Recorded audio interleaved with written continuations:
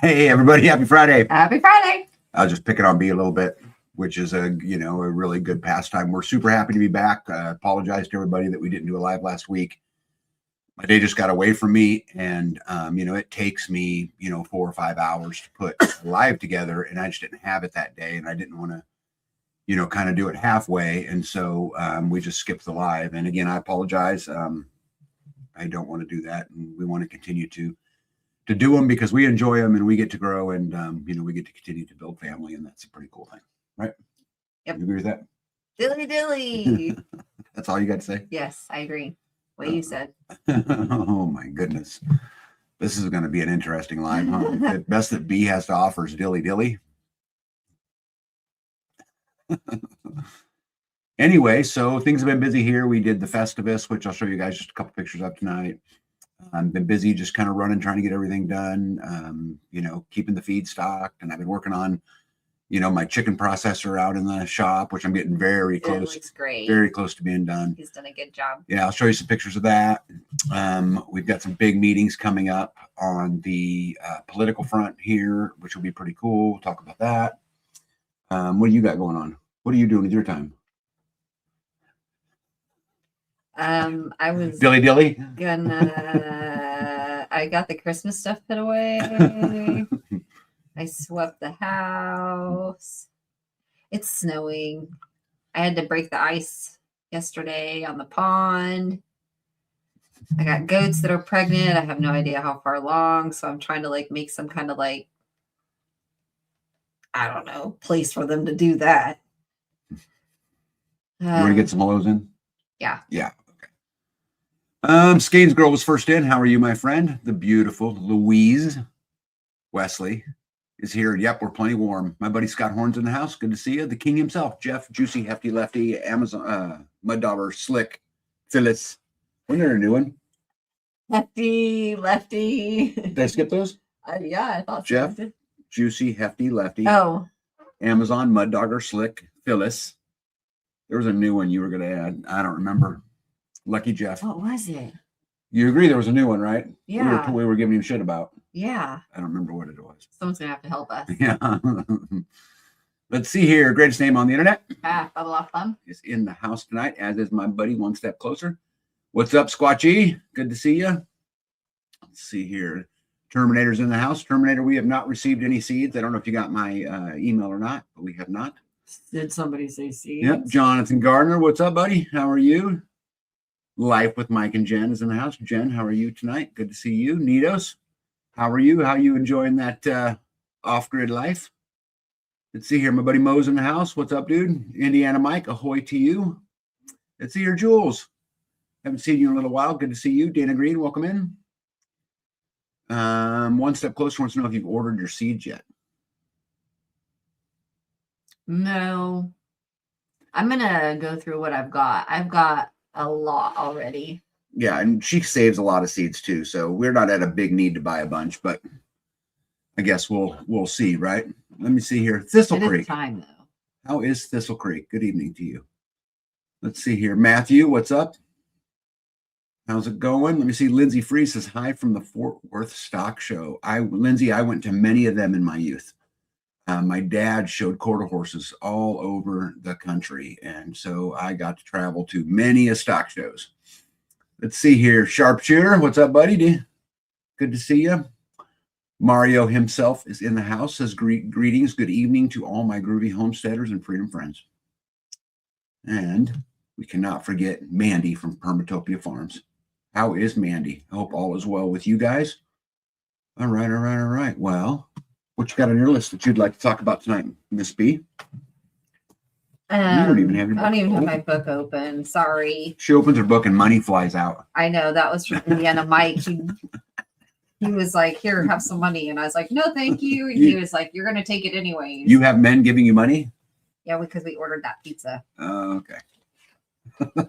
And I asked him to go get it. And I was like, you went and got it, bud. And he was like, I don't care. I'm giving this to you. And I'm like, no, don't. It's okay. And he's like, you are going to take this. And I'm like, no, bud, it's okay. And he's like, nope. Well, so I found out today, actually, just like not long ago that my niece died. So she was on a trip, and they were 40 years old. yeah, that I don't know a lot of details yet. So she was on a trip with my sister, and she was sitting in a chair and became unresponsive, and they called the paramedics, and they came and tried to resuscitate her, took her to the hospital in Nevada somewhere, and they couldn't resuscitate her. So my oldest sister, this called and said that she was dying. So I just found that out. That's a shocker. I meant to bring I had a neighbor give me a Bible with my name like printed in it. It was beautiful. I take it out of the box, look at it, put it back in the box. I don't want to. Is it bad to carry it around in a box so that you don't get it all dirty? Well, one really cool thing about community is things like that happen all the time. Oh, it was beautiful. You know, it made me cry too, because the last time I was given a Bible was my mom gave me a Bible when I became an adult. She was like, "All right, here you go." Did she see you cry? Yeah. You were such a softie. Yeah. So, anyway, but I meant to bring it up and show you guys because it was really nice. It's a study Bible, so you can study. Hey, I want to welcome in Jane Marie real quick, and let me see here. There's someone else in there. Starla Dope, good to see you. There you go. I got it. And my buddy David's in the house, and David is an interesting guy. If you guys can get on Facebook and you find David Strom, he's got a lot of very interesting posts, and we do not agree on everything, but we agree on a lot of stuff. So he says died suddenly. Do you know whether she was vaccinated? Oh, I have no idea. B didn't have a really tight relationship with her or anything like that. How long has it been since you've seen her? Oh, in person? Mm-hmm. Quite a while. Years. They lived in Arizona. Oh my goodness. Oh, yeah, there's a lot of those. Nito says that tag, we had a bit of a hiccup working on it with a tech with Lion. It was discovered that the communications portion of the wiring was bad. So not communicating properly, just received the replacement. What was it doing? How do you know the communication was bad? Did it keep losing signal? Yeah.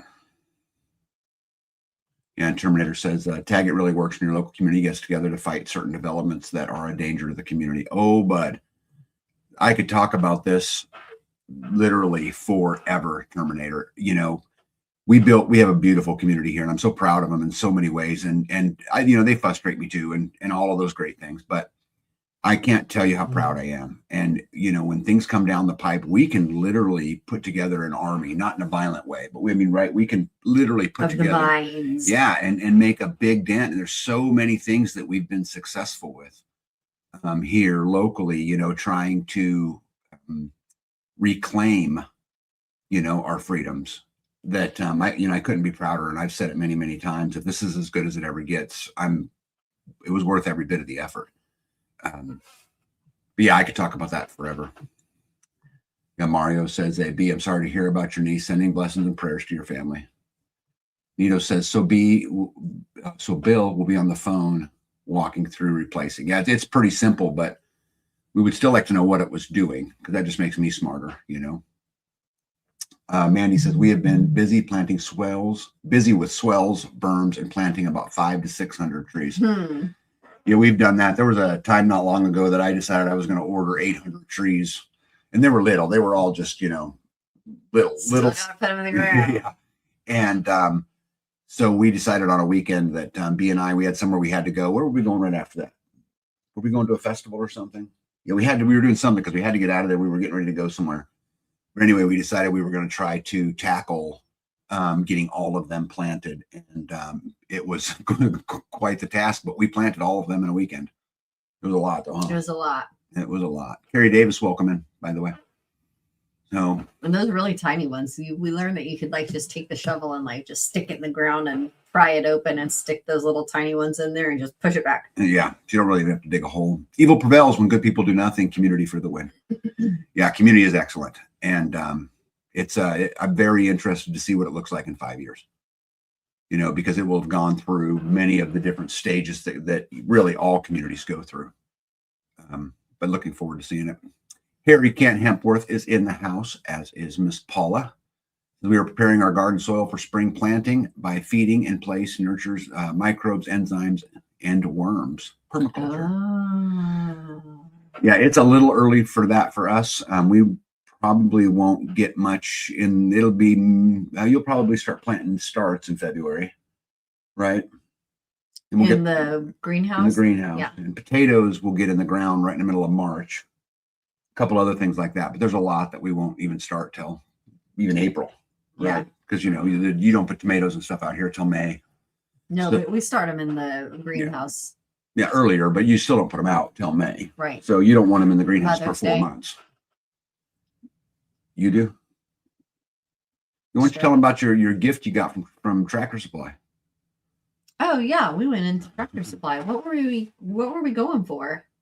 We were getting something. No, I went in there. I needed some bolts or something. We were stopping for something real quick, Yeah. and we walked up, and there was a sign outside that the leftover Christmas trees in the planted buckets. So live trees. It said free, and so we took 7. We took 7. Yeah, we. Well, I said go get them. Like I was a part of it. Yeah. I said, We took 11, by the way. oh, I was headed. Oh, I needed goat supplies because we've got pregnant goats. So I went to check out the the kidding supplies, and I don't know, mineral oil and baby bottles and replacements, and I don't know what I need. So I was just looking to see what they had available in case like I need to get something. I asked Louise, like, what do I need to get? Do I need like a goat puller? And she's like, I've never used that. How lucky are you to have a Louise? I am so blessed. I don't have any idea how many times I've taken a picture of something and sent it to somebody in the community and went, help. And they're like, okay, this is what's going on and this is what you're supposed to do. And hey, welcome in Love Runs Rampant and Conserve Friends. Go ahead. Sorry. Yeah. But anyway, the trees, you got to stay on task here, babe. Okay. You free trees. You Lego. Yeah, we got free Christmas trees. So she says, we're walking in the door and she looks at me and whispers and says, go get them. Go get some. So I stopped, got a cart and took every tree that was there, loaded the back of Bee's Jeep truck, her Gladiator, as full as I could load it. Oh, and there was also your mom's bed. Yep. So there was she had a day bed and we got her a hospital bed so that she can get up and down better, easier, sit up, raise her legs, all that stuff. And we had to take her old bed away. So we had a day bed in the back of the Jeep and we pull in. So he starts putting these trees on top of the bed and he is like, sorry, I just had to put them in there. And I'm like, great. Yes, that's what I wanted. So I've got dirt in the back of the truck now. Yeah, but it's cool. There's a whole bunch of trees and we'll use them to create a screen somewhere. They're already like 4 feet tall. Yeah. So it'll be really, really cool. And we'll get them out in the spring. Right now, they're just in the greenhouse. But yeah, I fertilized them a little bit. Permaculture Farm says, how do you water them when trees are small, or do you just leave it to chance to rain? So we don't. In a case of planting 800 of them like that, it's very impractical to water them.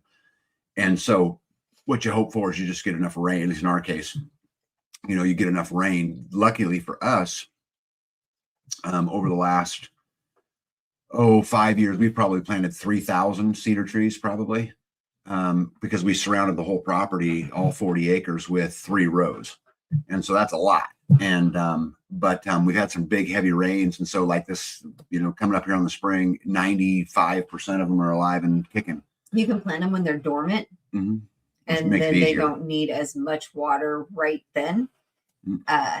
And you can plant them when you know, like in the spring, you know that they're going to be. I like planting them in the fall because then they go they're dormant when you plant them. Then they're dormant when the season comes, and then the spring happens, and that's when all your rain comes in the first place. So hopefully Mother Nature takes over.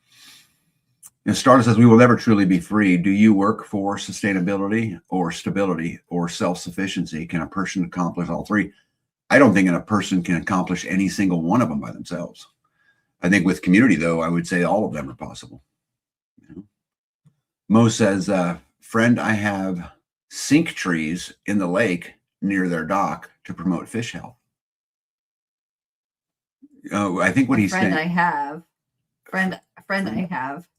So a friend he has sinks trees in the lake. Yes. Yeah, we've done some of that when we built our big pond. All the big stumps that came out, we put down in the bottom and at different elevations so that the fish would have great habitat. Sorry, Mo, it took me a minute to interpret Mo. Let's see here. Louise says Ace and Phoebe are in the honeymoon suite for the last. Oh, really? There's romance in the air. Yeah. Louise took our buck so that we could have some peace and quiet. Now she's got all the noise over there. Also, now he can pee all over there. Nito says also the screen to pull up the system status had vertical lines that were blank, where it lost communications. Interesting. So he has a screen. He has a screen on his. We just use our phone, but. Yeah, but it has vertical lines and they were blank where it would lose signal. Mm-hmm. So it would lose signal and it would go blank. So would you have to go in there and push the reset button? Would you have to remove a panel, push a reset button, and then put the panel back on in order for it to gain signal again? Neatos? Yeah. David wants to know if I have brothers and sisters. I do. I have one of each, actually. They're not as weird as I am, but... Right, they're normal. Yeah, I wouldn't go that far. Love Runs Rampant says, my husband planted probably 30 tiny baby silver maples in the fence line. I thought he was crazy at the time, but now they are getting big, and now I see his living fence. That was a vision genius. I cannot. Said maples and not males. Not males? So your husband is planting silver maples. It says males. You're like, what do they call that when an old person gets lost? What kind of alert is that? Silver alert. Silver alert. Now we know where they're going. Now we know where they're going. Hey, there's a YouTube for Primertopia Farms. You guys should go check it out, Mandy. What? Yep, I didn't even know that was there. So, can you click it? You can't. No, I'm not going to do it. I'm on a live, but I'll go check it out. I will absolutely be there for sure. Yeah, Love from Jam says maples. I know, but it was fun. How do you protect from deer, etc., eating your young trees? Well, they won't eat the cedars, so I don't have a lot of problem with that. The goats do, Mandy. But as far as the fruit trees go, you got to really watch them. So, like, we fenced the entire food forest in an effort to try to prevent the deer because they have been hell, and not just the deer, the rabbits, and then dogs. Yeah, just get in there, lay on them, and just all of that kind of stuff. So we don't do anything as far as the cedars go because they're not likely to be eaten. But the rest of the trees we put, cages around or we fence them. Let's see here. Terminator says, I found Saskatoon berry trees, so I'm going to move them to my orchard. I love that. I like to be able to find things and move them where you really want them. Lee says she's learning William is a troublemaker. Yes. Did he get out? What was he doing? He's very eager. Mm. Oh, look at that. My friends Gratitude to Grace are here tonight, just listening and learning. I am super glad you're here.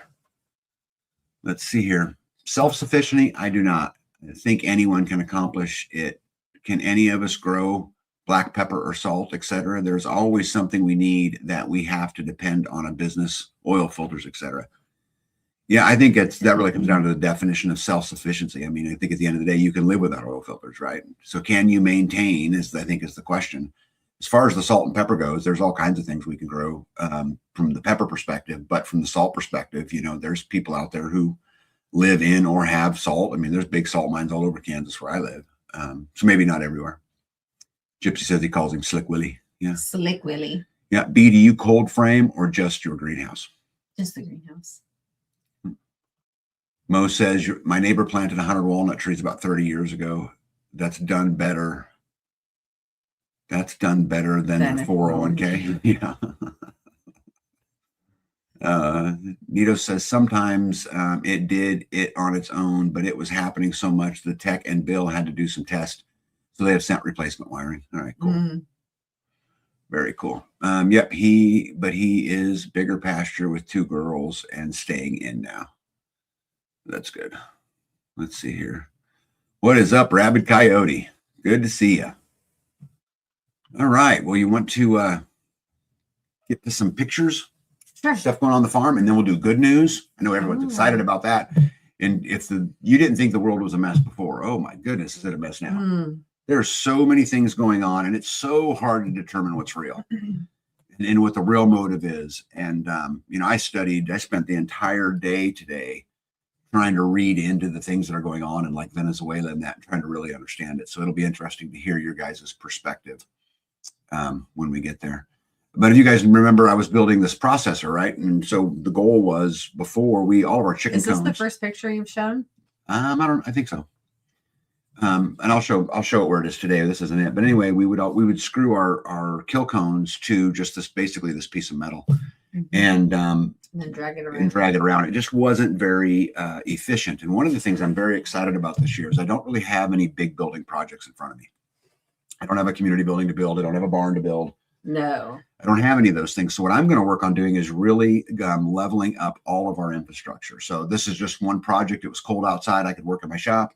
B needs a better chicken processor. So my job is to go out there and build it. So I just thought I'd share a few pictures with you guys on how I built the drain. Well, this is ultimately where the blood will drain to, but this just shows it before I've welded it and all of those kind of things.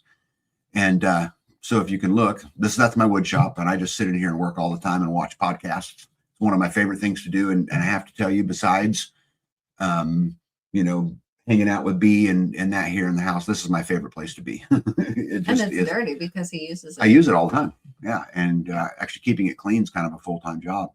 But this will fit 14 kill cones on the 2 sides and then 3 turkey kill cones. But as you can see at this stage, it doesn't even have a tongue for the trailer. There's a lot of stuff there's no roof on it. There's none of that kind of stuff. But as we go on. Why would you need a roof? Keep the water off of it. Keep the water off your cones. Did you notice that your cones, even though they're galvanized steel on the backside, they're rusting? And the reason they're rusting is because it sits outside and that rain goes down that seam and that water just sits back there. So if I can keep the water off of them, they will last a whole lot longer. But as you can see, I've got it all in paint. I've got the roof on it. I've built the tongue out the front. And so I've only got 7 cones on it because just being direct, it's all I own. So I need to collect That's what we had. 7 more cones. Well, I mean, we may only need 7 at a time. No, there's only so many hands that can.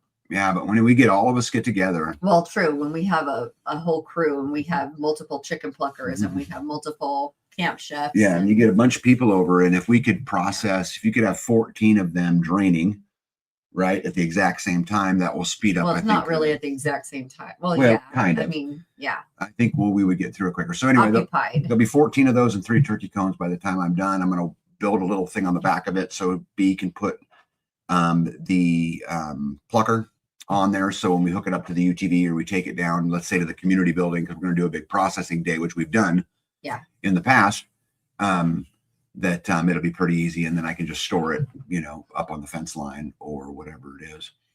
But there's the ceiling. And what's really cool about this project, let me go back. The only thing I went and took money out of my pocket for was the jacks on the front of it. Everything else came out of, piles of metal, piles of tin, whatever it was. So I really only have 2 jacks on the front. Oh, nice. You're taking pictures. Those are the turkey kill cones. Yeah, look how big those are. Now, B's not very big, just so everybody knows. She's vertically challenged. So They look a lot bigger on you than they would on me. They're big. But are you excited about them? Yeah. Because you didn't have any I've turkey not killed had them. any. No, we've You had always to borrowed hang them. them before, and Yeah. we did use Louise's last time, but it took, I think, two guys. There was one holding the bird up by the legs, and then there was one trying to like push the wings together to try to push the bird into that cone, and it was a chore. I think there were 3 guys working on that one bird trying to get it in the cone. Love Road Rapid says, So, you're a real bee with yellow wings. Mm-hmm. I got my bee hat on. Love Road Rapid, you're quick. It's taken me a year to come up with that. But pretty cool, right? Yeah. We had the Festivus. I just took a couple pictures. I didn't do a lot of filming of it. Just kind of our holiday to kind of hang out. So I just they did a good job. It looks great. Yeah. Got decorations, beautiful tablecloths. Yeah. There's MMR with her Christmas gear. Yeah. Yeah. It's Yeah, pretty she cool. did a great job. Yeah. It's a lot of fun just hanging out and eating and doing our thing. It was pretty cool. And it's funny, when I look at the pictures, I can see all the different conversations that go on. So, Mm-hmm. we look forward to the next one. Will be in the spring. Do we have a date yet? Do you know? I don't know. Jen, do we have a date yet? I'll get to the bottom of it. Yeah. Yeah. Now I don't know if maybe I didn't see it or not. Is Real Tradwife in here tonight? Sharpshooter was in here. Sharpshooter was, but if Real Tradwife's in here, date, do you guys have a date? There we go. April 11th. Okay, the celebration of life, the spring get together will be April the 11th. What's Jen cooking, by the way? That is lard. Mm-hmm. Yeah, rendering it down, right? Yeah.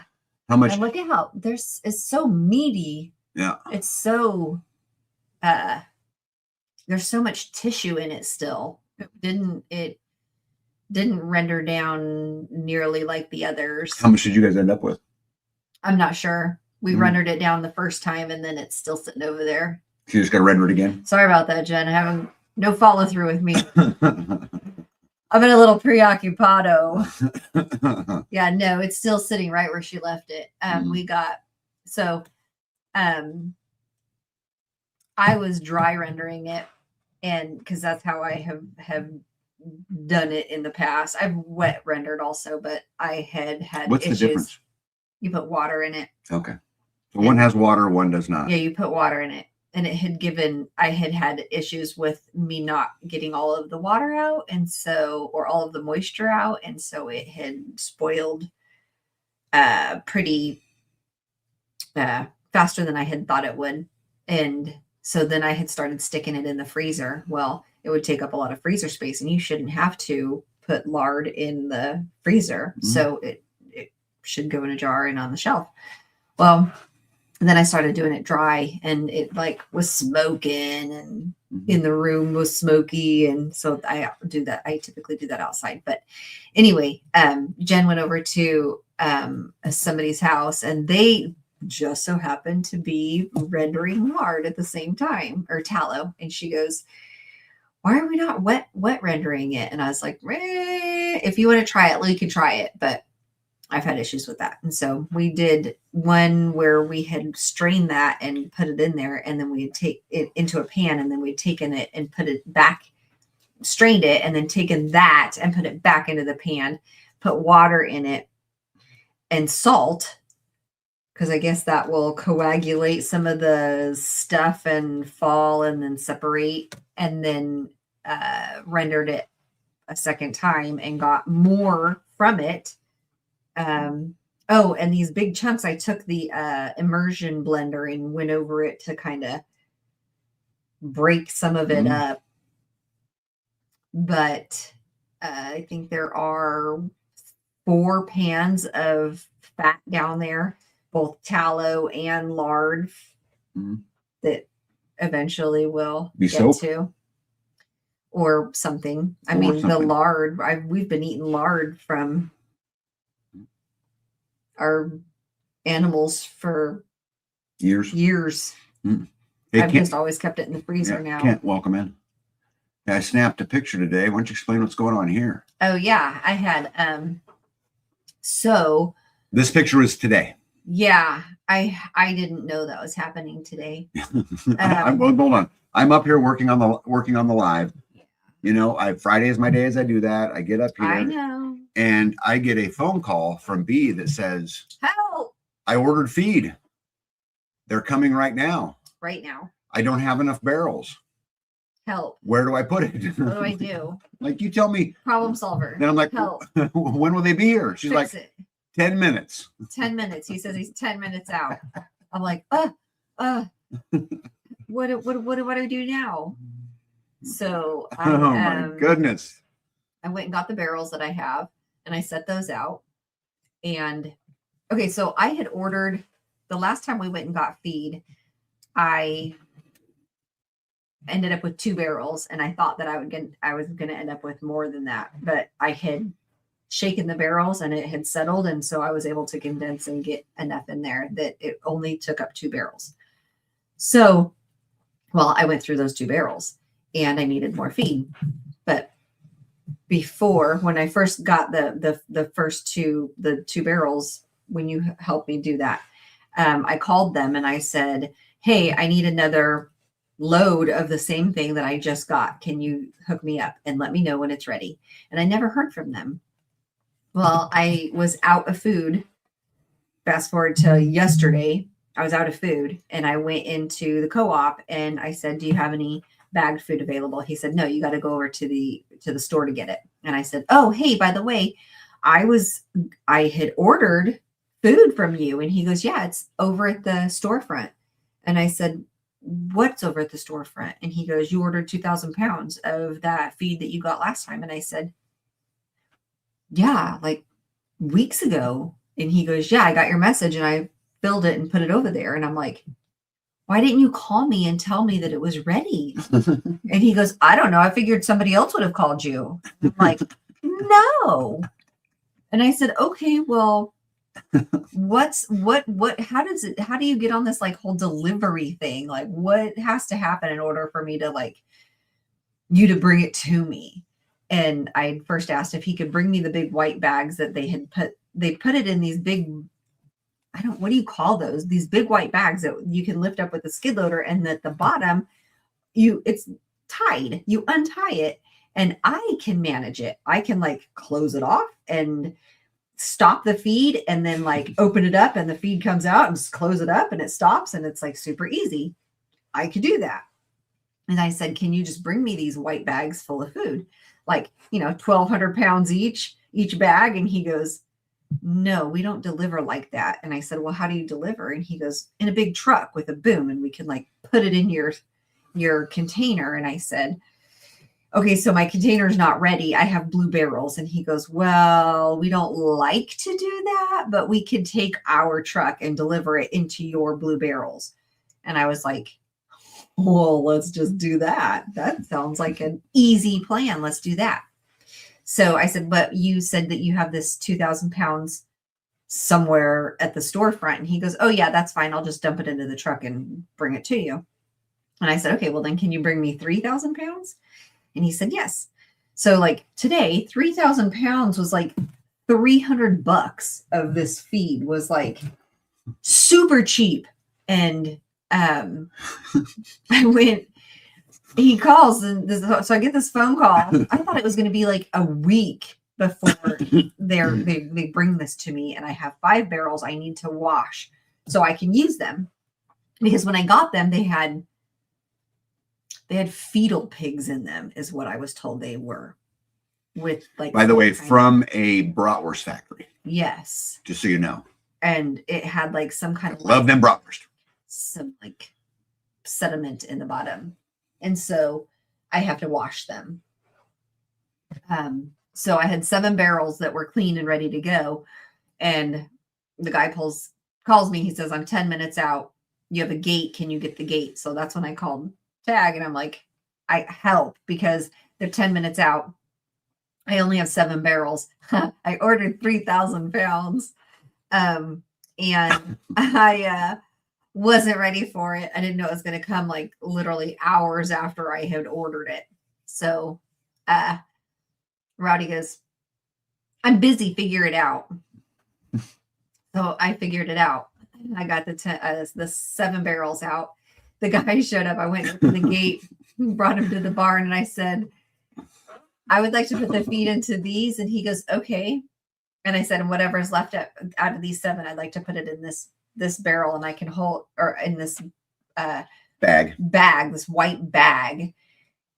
And you have to hold it up by the skid with the skid loader or the tractor or something, so that because it doesn't have a form, it's just a bag. And so he goes, okay, we can do that. And so this truck, he pulls up to the barrel, and he uses something in the truck, moves this boom over to the first barrel. And then he gets out and he goes over to this box that's on the back, and he touches something. And then he comes over and he's at this device that looks like a cell phone. And he just stands at the barrel and he like fills it with his phone, and he goes, fills it all the way up, and I shake it, get it all as much in there as possible. And then it fills all, and then it fills up and it stops. And then he gets in the truck and he sits in the truck for the rest of the 6. He just literally, like, from his phone, he knows how much filled that barrel. Mm-hmm. And so he just goes to the next one, pushes a button, fills, and then goes to the next one, fills it. And then I'm like, why have I not been doing it this way? Can I ask you something? How long ago did I ask you to inquire about delivery? I didn't want to. Just answer the question. That just seemed like a lot of work. Answer the question. How long ago? I don't know, like a couple days. Come on now. Come on. Yeah. It's been a minute. Years. I would suggest years would be the answer. Years. Who is not having their feed delivered to just have it delivered. So yeah, it was super windy today, and the feed, he like lowers it, and it has like a rubber chute on the bottom. So he pretty much takes it right to the barrel and dumps it right in. So there was the only bit that got spilled was from Tag-a-lag a ding dong here in the skid loader. He was like, so I did help you. You had to, yeah. Oh, I didn't. Oh, so you didn't have to figure it out. Well, got it. When it was all loaded. Don't you guys love how the whole story comes out? When it was all loaded, I said, I'm going to go get into your skid loader and move those barrels. And he said, I'll help you. Don't touch the skid loader. Just plug it in. And did I help you? Yes. Did you get it all done? Yes. Okay. So you didn't have to figure it out. I got and I told you years ago to have feed delivered. I got it all loaded into the barrels. And if I had one more barrel, it would have fit the rest of it. I did have to use the bag for basically what the equivalent of a barrel. Yeah. So for me, what this does is it just identifies that I need to upgrade our infrastructure for feed. And I have everything I need to do it. I just need to go do it. And so one of the things we'll work on next year is getting it. Yeah, getting it to this year in the spring is getting it to where the truck can pull up, fill a gigantic bin, to which then, goes into the barn. And then from inside of the barn, she can fill buckets or fill whatever she needs to fill. And for me, it's just about, cut out the whole, it'll cut out all of that. Mm-hmm. It'll cut out all that energy we spent. How much time do we spend today dealing with feed collectively? Oh, a couple hours. So if I do this, what will happen is that's zero time. The time is writing them a check, right? Yeah. And that's it. And so, but I've got to work some fans in, because one of the problems is that it's humid enough out here that if I just let that grain sit in that big old bin out in the, out in the sun, it will mold likely. So I need to be able to move some air through it. But Thistle Creek says, B, you need a grain hopper. And what's crazy is I've got one. Thistle Creek. I bought it in auction, but it needs the top repaired. And it just hasn't a project that I've dealt with yet. But I definitely will get that done this year. But we were pretty lucky. Do you know how much would hold that? 3 tons probably. A lot more than you ordered today. You think? Mm-hmm. I'm guessing it's a 3 ton. So we'll see. But and then in Kansas, 2 minutes later, it was snowing. Yeah, that's why I was like, and we're supposed to get like, no, I'm gonna go plug in the skid loader and move that feed. Yeah, it came just like that. And it's snowing now. Yeah, for any of you guys that don't know, this picture is taken from the same room we're sitting in, which we call it the crow's nest. And it's my office, and it's the only room that's at the 3rd level. But I can pretty much oversee most of my farm from up here. The building right behind the brown roof you see right there, the little tan building is the chicken coop. The green building is the turkey coop, and the gray and brown building you see over there is Bee's cow barn. Yeah. And hey, real quick though, I didn't make sure I don't forget. Welcome in Rhonda. Hold on, I missed somebody. Also welcome in Barbara. Good to see you as well. And Romans 8:28 girl. Good to see you too. Okay, sorry. So yeah. So this is basically Bee's farm, and that's where all of her animals. That's paddock 1. And so from there, she can, by opening gates, can move them to different paddocks and things like that. Yeah. If you on the other side, next to the fence line there, you'll see Sanford Row. This is where I've got pallets of all kinds of stuff. It's not junk. You know, your chicken processor that I'm just about finished. Guess where it came from? Right there. Junk. Piles of metal and piles of things. And yeah. you are not homesteading if you don't have a Sanford Row. If you don't have piles of metal I'm telling you, it's just how it works. And a propane tank that doesn't work. It still stinks. I don't know how. If the valve is open, yet it still smells like. And how long has it been sitting there? I've got 2 propane tanks that are not rebuildable because of here. I don't know if this is true everywhere, but here in Kansas, if the identification plate is missing, they won't fill it. They won't build it. They can't. They say they can't even fix it. No, they won't do anything to it without that plate. And so I bought. I didn't know this at the time, but I bought propane tanks at auctions because, man, you know, buying a brand new one, which I did actually bartered for it, but for the community building, but it's $5,000. Yeah. I didn't pay that, but because again, I bartered for it, but it's still $5,000. The 1,000-gallon tank that I have on the side of my house, I paid $234 for it in auction. And then I took it down and had it rebuilt. That was about $400. So I had, you know, $600 or $650 in a 1,000-gallon tank. It's way cheaper to do that. So I'm always looking for propane tanks because there's a lot of things I can run with them. You know, Bee's barn, you know, I can put a propane hot water heater out there. And, you know, as she's going through and they're having babies and she's doing the stuff to have access to hot water out there, would be absolutely great. You know, yeah. Jen says that's a boneyard. Yeah. And Loverum Dram says that's just a hardware store. I see. I agree. I totally agree. Yeah. You know, but it's come in handy. Yeah. It's also ugly. Well, and then you gotta like move it and mow it and then put it all back because otherwise you lose your stuff in there because you can't see what's in there and the weeds go and take over and then you're like, there's wire in there somewhere. That's why I try to put all of it on pallets the best I can to move it around. So I can just pick it up the skid loader, move everything out, mow, and then put it all back. It just makes it easier, right? Yeah. So anyway, just gotta purdy it up. Got to purdy it up just a little bit, but or take it off the driveway. Maybe put it back behind a building somewhere instead of like driving down the driveway there. Well, and I also have a whole bunch of stuff out there that don't belong to me.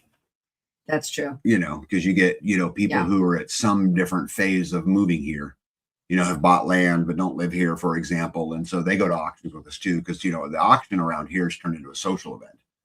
And so we all go and you never know. You come home with a water tank or you come home with something that you know that at some point, you know, you'll need, but so it just goes up on a line somewhere, you know. Yeah. Pete says, I got to move the boneyard, clean and reorganize. Yeah. You got to do that at least once a year.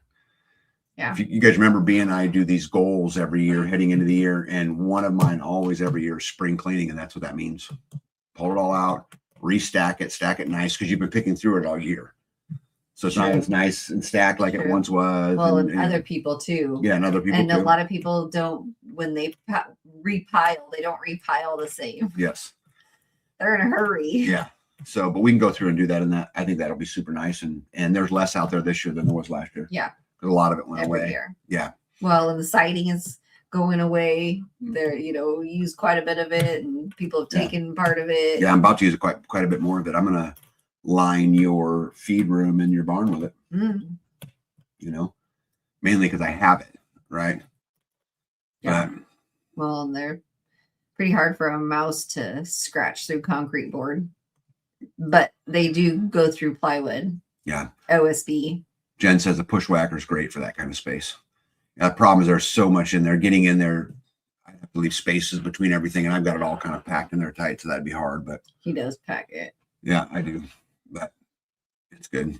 Right. So anyway, I'm looking forward to this year. I'm going to do a lot of infrastructure grow up and level up, which I'm very excited about. And when I talk about infrastructure, that's not just electricity and water, right? I mean, those we've got pretty squared away. I've got big power. I've got big water. No, but we need to tweak the line that freezes. Yeah, I've got one of the. We need to tweak. I'm more talking about other infrastructure. I'm talking about the way you feed your animals. I'm talking about the way we process animals, the way we move animals. But still leveling up. You know, yes. Well, it's all infrastructure, right? It's the same with the food forest, how I keep predators out of it and how we continue to grow it up. I'd like to spend a lot of time in there this year, getting it done gardening. I hope, and I say this every year, but I hope this year we can garden like it matters and really put up some, good amount of produce and maybe we can get the community involved in that. And that would be nice. I know there's some talk about, things like that, but so I'm going to spend my year on infrastructure and trying to finish a bunch of stuff up. Cause I've got a bunch of stuff that's half done it's half done because I had to move on to something else and some other catastrophe came up, but I've got no real big projects from a build perspective this year. So I'm very excited about that. I got 2 bathrooms to finish in the community building. Yeah. They're operational. They work. You can take a shower. You could use the bathroom. You could wash your hands. But I got to get all everything you have painted. to build a wall behind. I just got a bunch of stuff. I built that already. Oh. I got all that built. But I've got to line it. I got to put shelves in those spaces. In the boys' bathroom? Stuff. Yeah, that wall that was wiggly. Yeah, I got to secure it. It's just sitting in there, but the wall's built. You said I got to build a wall. I don't have to build a wall. You gotta stop it from being wiggly. Yeah. So I don't know if you guys have plans already worked out for the spring and the summer and the fall, but I love doing goals and I love chasing the goals. And I love looking at the end of the year, which one of my goals I got done, but also what got added to the list that I didn't originally have on the list. Because something comes up, right? And you end up having to replace something or build something or fix something. Or like the goats have babies and we're like, oh, I suppose that could happen. Crap.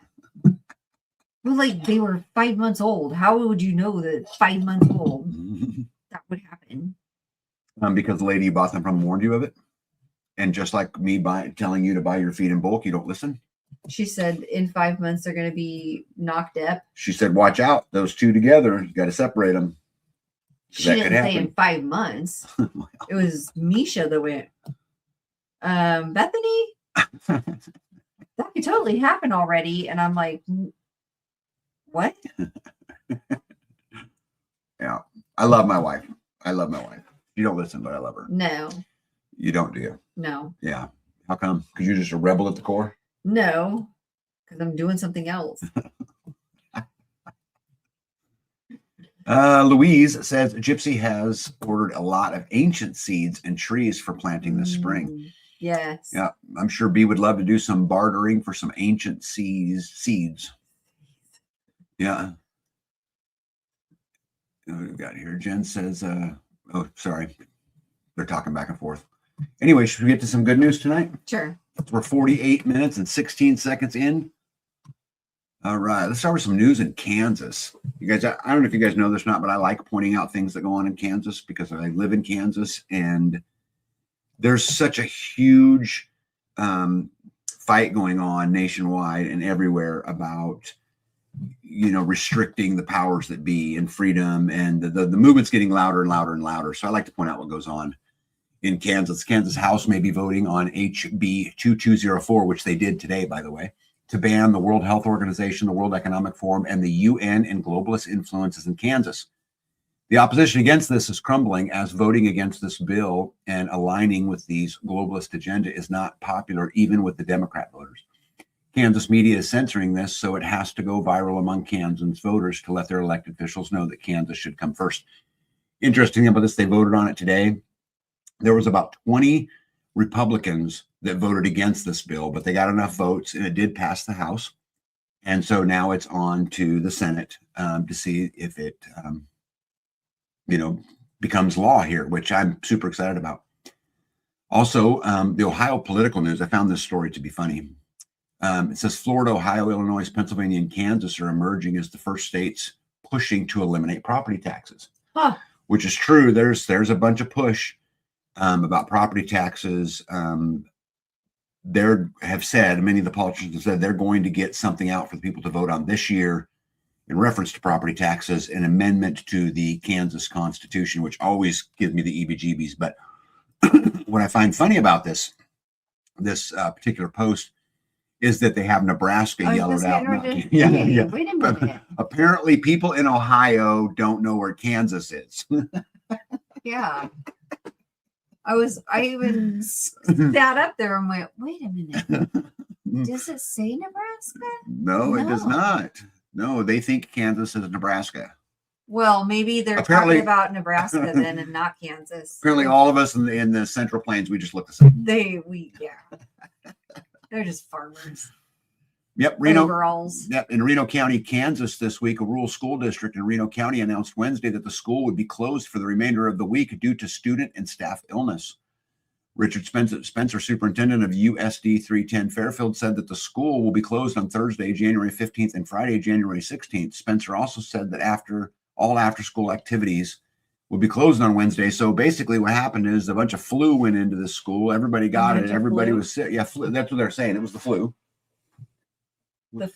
A bunch of flu went in there. Flu.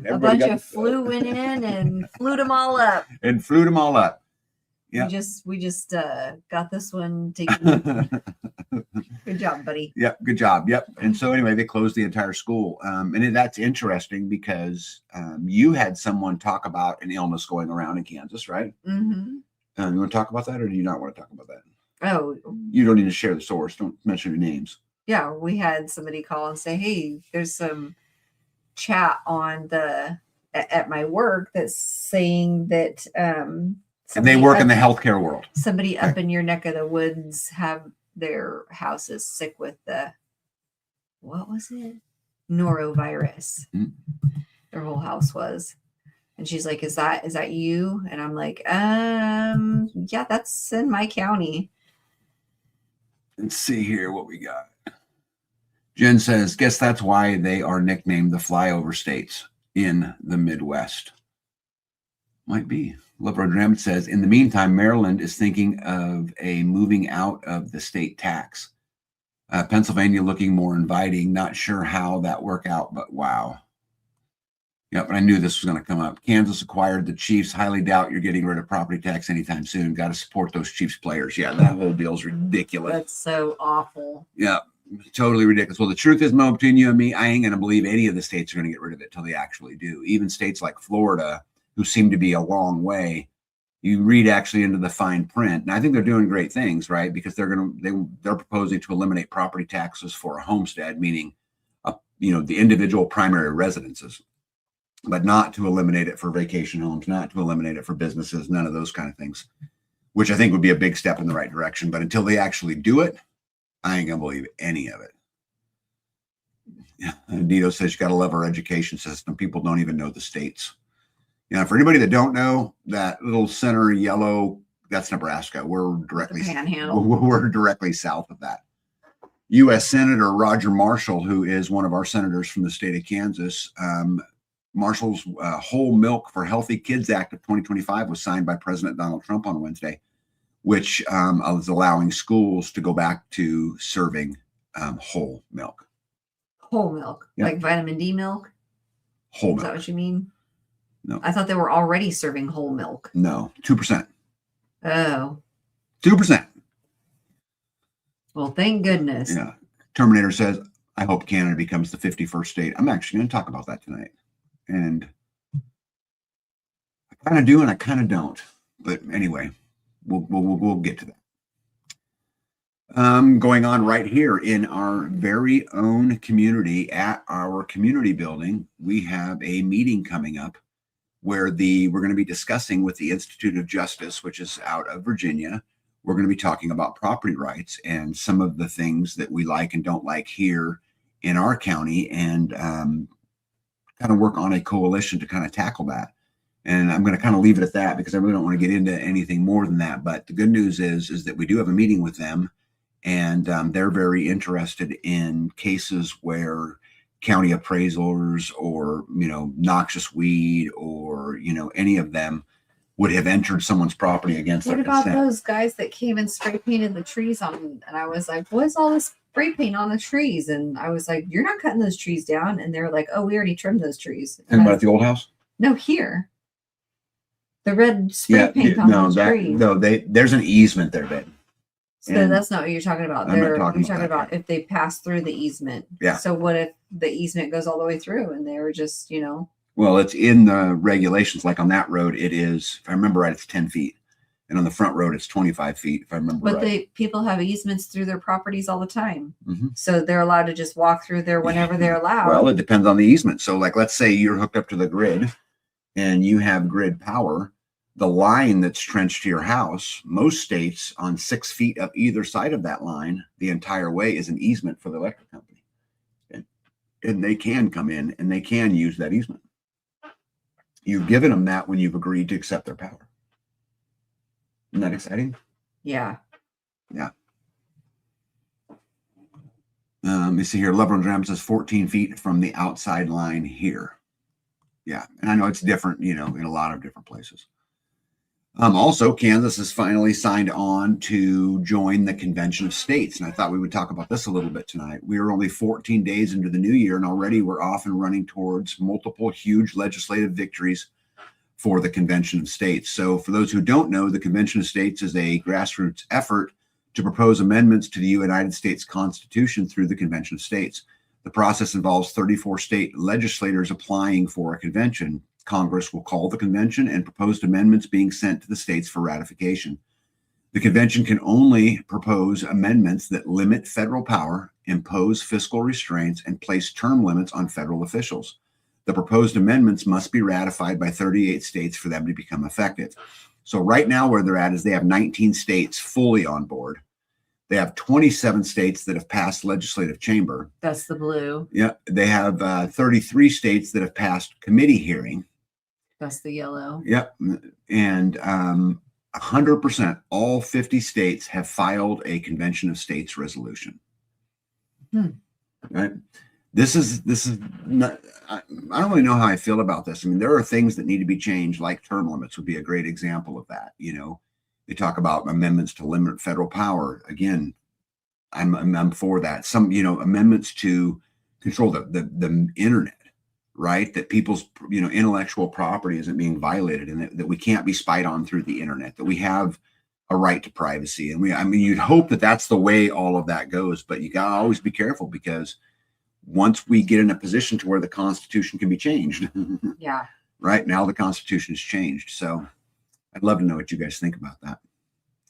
Jules says, kind of makes me glad the electrical co-op forced me off grid. I don't want to give them an easement on my property. Yep, I agree. Part of the reason I bought the land I bought is because it had nothing on it. There never had a water line. It never had an electrical line. It never had any of those things. So I wouldn't have to deal with those kind of things. But there are some days I will tell you guys, it'd be much easier if I could just have good right? Yeah. I mean, there are times where, that would. Especially in the winter. Yep. Nito said we had a rep from the gas company knock on the door, only waited 30 seconds, then proceeded to open the gate and walk in and check the meter for leaks. Yeah. Well, and again, once they have their service to a particular place, in their contract, I promise you gave them the right to do that. Nito says, keep in mind, we have a large dog that bites. Yeah, they need to keep that in mind, and what's funny about it, they have the easement. You have the responsibility to keep a hold of your dog. They walk in your gate and get bit by your dog. I promise you're liable. I was going to say, you're at fault. Yeah. I promise you are liable. And not that I think you should be, but unfortunately. Well, yeah. That's, the dog's protecting its own property, yeah. And some stranger walks in. Yeah. Yeah. So what do you think about the Convention of States? You think it's a good thing or a bad thing? I don't know. I don't know what, there's always something hidden. You're like, oh, that sounds good. And then you're like, oh, wait, what else are they doing? There's always something in the back that they're. What's the chance we could get 34 states to do the right thing? Oh, I love this question. You can't get 34 people to do the right thing. First of all, Captain Toast, love the name. That is a great, wonderful name. even if you have a beware of dog sign, actually, there have been court cases where the right. beware of dog sign actually hurt the owner. Yeah. And it hurt the owner because the slick attorneys have made the case that the owner is aware their dog is vicious. And this is proof that they're vicious. And because you knew they were vicious, you didn't do enough. So it actually has hurt in several court cases across the country. Gratitude to Grace says, have dogs need a sign that says security dog on duty, do not enter, fair warning.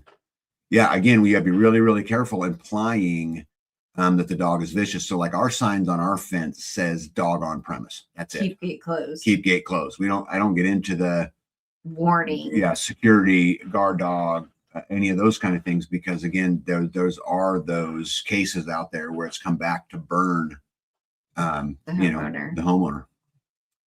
Let's see here. Nito said, I scolded him for not waiting. He could have been bitten. And Captain Toast for the win. Damn lawyers. Yeah. So you guys probably have heard there was a big Verizon outage, right? And I think this is a very fascinating thing to me. And I'll tell you guys why and how it relates right here to Kansas, actually. Massive Verizon outages across the United States. Verizon confirmed a massive nationwide outage on Wednesday, January 14th. Originally, they came out and said it's affecting just a few cities, to which then the left blasts out. It's only affecting Democrat cities, but it affected a lot of the country before it was all done. And there's a lot of theories out there. And I'll share some of them with you. Laura Loomer talks about how hearing that the Verizon outages is more than just an outage. Sources tell Verizon had been hacked on the national level, and they don't want to disclose it publicly, and that the phones affected have actually been deregistered from Verizon system, which is why everyone was getting the SOS messages. Get this one real quick. Captain Toast says, by the way, I found you all after hearing you on macroaggressions. I stop in every now to check in, loving the homestead. You guys have made a ton of progress. Thank you very, very much. Did you know you were on macroaggressions? Yeah, it's been a while, but yeah, I had fun. Nito says, yeah, we discovered we have to be careful what signs we put up per the sheriff. Oh, yes. So another theory on the Verizon is the Verizon dry run, and recent reports claim terrorists are bulk buying first responder uniforms to be worn amid an attack, fooling us to think the jihadis are 911. It'll create havoc on a large scale. History says Verizon's third outage in a year wasn't a glitch. I think this is interesting too. And again, because it will kind of build on another story that I found I wanted to share with you guys. Why'd you have Little House on the Prairie on there? Oh, go back. Because it says when your Wi-Fi is down for 10 minutes, everyone turns into Little House on the Prairie. Yeah. Let's see here. Carrie Davis says, are they preparing us to beg for data centers? Oh, there's a few theories. Yeah, check this one out. This one's very, very interesting. I'm going to blow the screen up so that is this what you guys can see it a little better. Yeah. The event coincided with high security activity in Kansas amid escalating tensions with Iran in 2025. In the early afternoon on January 4th, 2026, millions of cell phones across the United States flickered and died. The SOS icon that appeared on the screens from Washington, D.C. to the high plains of Kansas was more than a technical glitch. It was the development of a digital shield in a war that has moved from the mountains of Iran to the American heartland. For 10 months, the administration has been haunted by Signalgate, a March 2025 security breach that exposed the private communications of National Security Advisor Mike Waltz and Secretary of War Pete Hegseth. While the public focus was on leaked war plans, the original sin of the breach was the exposure of the Target 50, a list of high-ranking officials and their families whose logistical soft spots were accidentally broadcast to the world. So basically what they're saying is when that happened, the location, personal data, and this of the loved ones of those top 50 people were shared with the world. The pivot. From hard targets to family homes, intelligence intercepted throughout late 2025 confirmed that the Iranian Revolutionary Guard Corps had pivoted, finding Mar-a-Lago and the Pentagon protected by the newly installed Leonidas microwave shells, technology capable of frying 50 drone swarms with a single pulse adversaries began hunting for the extended circle. Sleeper cells began surveillance of the soft spots, the suburban grocery stores, the private schools, the rural vacation homes of the targeted 50s relatives. This threat turned critical this week when a new shadow AI scandal revealed that staffers were using personal AI tools to organize family travel, effectively feeding a real-time tracking map to foreign scrappers. On Monday, January 12th, the threat focused on Kansas. Families of the targeted 50 were quietly evacuated to a defensive triangle formed by Fort Riley, Fort Leavenworth, and McConnell Air Force Base. However, the IRGC followed. So if you guys know, that's that triangle that pretty much goes from Wichita, Kansas, to Manhattan, Kansas, and then to Leavenworth. So it basically creates a triangle. And in that triangle, we live right now, the triangle that they're speaking of. In the 48 hours leading up to today's blackout, local police in Oakley, Kansas, reported the mysterious grid pattern drone swarms. These were not hobbyist toys. These were hunting drones equipped with IMSI catchers designed to ping the identity and specific cellular signatures of the family members hidden on the base. So basically what they're saying is they moved all of these important people. They moved them to Kansas because nobody wants to live in Kansas, right? And anyway, they're saying that the Iranian bad guys that are here are following them around and trying to locate them. The Verizon suppression was like turning off the lights. Today's massive Verizon outage, which primarily struck DC and the Kansas corridors, appeared to have been a strategic kill switch, standard operating procedure 303. By suppressing the Verizon network, the primary carriers for the government and military adjacent devices, the U.S. effectively muted the beacons that the drones were hunting. You can't hit what you can't hear, one security analysis noted. While the blackout caused chaos for civilians, it provided the digital darkness needed for the FBI to move in. The capture in Thomas County. As the network went dark, the Kansas Highway Patrol used the silence to flush out the controllers using the thermal sensors from McConnell Air Force Base. They pinpointed a command van hidden in a drainage ditch in Thomas County. 2 individuals currently being held as unprivileged belligerents under the national security hold were detained. Their vehicle was reportedly a mobile ground station designed to coordinate the very swarms that have been probing the Fort Riley perimeter. For you guys who don't know, Fort Riley's home of the Big Red One, the 1st Infantry Division, and it's located in about the center of Kansas. When the van was intercepted, the drones over the fields performed hard landing, self-destructive sequences, a tactical move to wipe their flight logs. The new reality. As service slowly returns to DC tonight, the administration is moving towards a zero digital posture. Disciplinary action have begun against the staffers who big mouths via Signal and Shadow AI exposed these families in the first place. The expensive microwave zappers and the nationwide cellular suppression are the new front line in the war for the target 50. The government has realized that physical walls are useless if the digital door is left wide open. So in summary, the blackout, Verizon SOS mode used to strategically suppress measures against drone tracking. The FBI seizes the command van in Oakley, Kansas, occupants held on national security grounds, and the families of the target 50 remain under air gap protection at Fort Riley and Fort Leavenworth. That's crazy. Wow. Let's see here. Gratitude Grace says lots of good reasons to know your emergency responders. Yep, Captain Toast says, I wonder if some of this is related to the recent Department of Justice ban. Mo said they could stop Verizon outages if they forced Verizon to give back any of the affected users' monthly bill. It happened. Yeah, that would work. This article I found super fascinating because you can find all kinds of stuff on the internet, right? Yeah. All kinds of stories. But when you start seeing things that collaborate it, right, you start running into things that go, totally different sources. So I want to kind of add to this story just a little bit and see if this changes things for people. So when we rolled into northern Oklahoma today, and for those of you guys who don't know, northern Oklahoma would border Kansas. Okay. Kansas isn't Nebraska. I just got to add it, right? So when we rolled into northern Oklahoma today on I-35, it was absolutely nuts. This is on January 14th, right? At the same time. First, the scale house at the state line was packed with trucks and more highway patrol than I've ever seen in one area. Every vehicle I saw stopped had several highway patrolmen at the scene. Being stopped for speeding usually doesn't draw this kind of attention. Some spots I saw highway patrol lined up 3 to 5 deep, just waiting. Something is definitely going on. Mm-hmm. Right. So just Like south, traveling around the.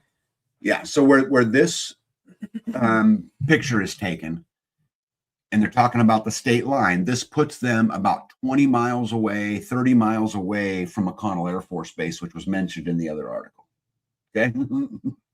So this is all about the same space, and again, different sources. So this would lead me to believe that maybe there's something to it, that they're looking for something. I don't know. And, of course, we're never going to know. But yeah. I find it fascinating that I could find 2 different stories that kind of line up together just a little bit. From different people. Yeah.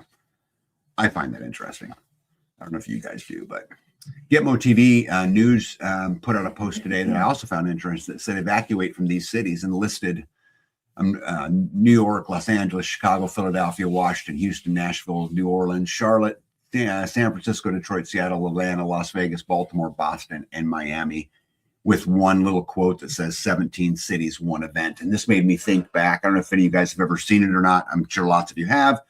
There was a TV series out called Jericho a few years ago that basically the story was a nuclear bomb was set off in like 10 different cities simultaneously. And it was the aftermath. The show was about the aftermath of this, and how towns came together or didn't, right? How people came together or didn't, what role the government played, what kind of stability was there. And so one event. 17 cities. Yeah. So I find that interesting. The Verizon outage wasn't a glitch. This is what was really happening while America's phones went dark. During the national Verizon outage, millions of Americans suddenly lost the ability to call, text, upload, or live stream. And at the same time, people were filming low-flying military helicopters over residential areas. No alert, no warning, no explanation tying any of it together. That the timing isn't random. When phones go dark nationwide, real-time visibility disappears, live stream stop, uploads freeze. And while communication was down, military aircraft were already in the air, moving quietly without public explanation. That was just 2 days ago when that huge airplane flew over our house. 2 of them. Low. 2 of them real low. And those were refuelers. Those weren't surveillance or anything. Which way were they headed? Which way were they headed? Towards Fort Leavenworth. That way. Are you putting pieces together? What's going on here, B? No, I was just saying that we had same day we had. I looked up. I was like, "Whoa, that's close." And I looked out the window and I was like, "Whoa, that's low. Where are they going?" It looked like they were landing right over here, like Topeka. I put this slide in here mainly just to say this: that if you go back and you look at Norman Schwarzkopf prior to the Iraq invasion back during the first Gulf War, they asked him, how are you going to take on the 5th largest army in the world? Because at the time, Iraq was the 5th largest army in the world. And anyway, his quote, I'll never forget, he said, it was actually quite simple. First, we're going to cut it off and then we're going to kill it. Yeah. And, that's pretty much the tactics of how a lot of these things work, because, you go after the communication systems first. Because if you can't, if you can't communicate, you can't organize, you can't, orders don't come down, whatever it is. And so, I don't know why the Verizon thing went down. My phone was super rough for that period of time, but I do find it very interesting that I found separate sources kind of talking about weird stuff going on in the same area, and then low flying, helicopters. And those aren't any kind of helicopter. That's an Osprey, for those of you who don't know. Flying around the area, something's clearly going on. That would not be normal behavior at any stretch. So, who knows, right? I mean, I'd love to hear your guys' theories. I believe I saw a military plane circling very low over St. Joseph, Missouri on that day. Yeah, and Mo, the area pretty good, right? But Leavenworth to Fort Riley, to McConnell, and then also you have Forbes in there, which would be in there. And you're actually not very far from Whiteman as well, which is where the B-2 bombers fly out of. We bomb a lot of foreign countries. A lot of times they fly right out of Whiteman and fly all the way over to wherever and then fly back. Yeah. So what'd you say? Leavenworth, Wichita, what? What's up, G-Dog? Says military aircraft not affected. Can't confirm or deny. What were you saying, babe? What was the triangle? What'd you say? Well, what they mentioned in Omaha. No, what they mentioned was in the article the triangle between basically Wichita, Kansas, Leavenworth, Kansas, and Manhattan, Kansas. Yeah. But all around there, you also have Strategic Command in Omaha, which would not be very far from Leavenworth. Right. You've got Forbes Field, which is a refueling military base in Topeka, Kansas. And then you got Whiteman Air Force Base just across the Kansas line in Missouri. Those are all big, important, strategic places for the United States military. Anyway, something to ponder for sure. Hey, tonight, probably want to add me back to the stage, huh? You got a warning that when you did that, it popped up as okay. Don't do that. Don't do that. Before I get into this next thing, I wanted to kind of preface what I'm going to a little bit about what I'm going to talk about. Yeah. See here, Jen says we had helicopters and planes for 2 days, the gray kind. Wasn't normal for me to see lots of black smoke from it. Got me looking at it. It was 1,000 foot or less. That's what B was saying. Why Verizon? All those families were on Verizon. Hard to believe they would all have Verizon, except that's what the military uses. Not the military, the government. The government's provider is Verizon. Love runs around. But hey, Amy B, what's going on? Says we are in the flight path between Wright-Patterson in Dayton and Rickenbacker. We get a lot of large helicopter traffic.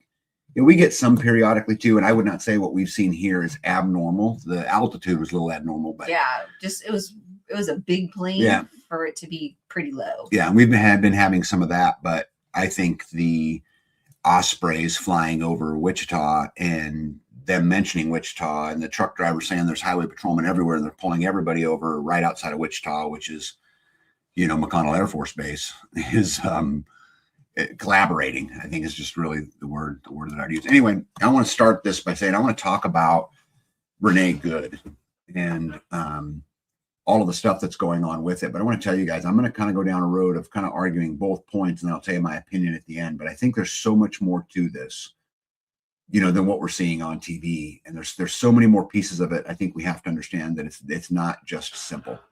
And although what is? Yeah. Right. And so anyway, I just want to say that before I get into it, before people start yelling at me, because you guys just might.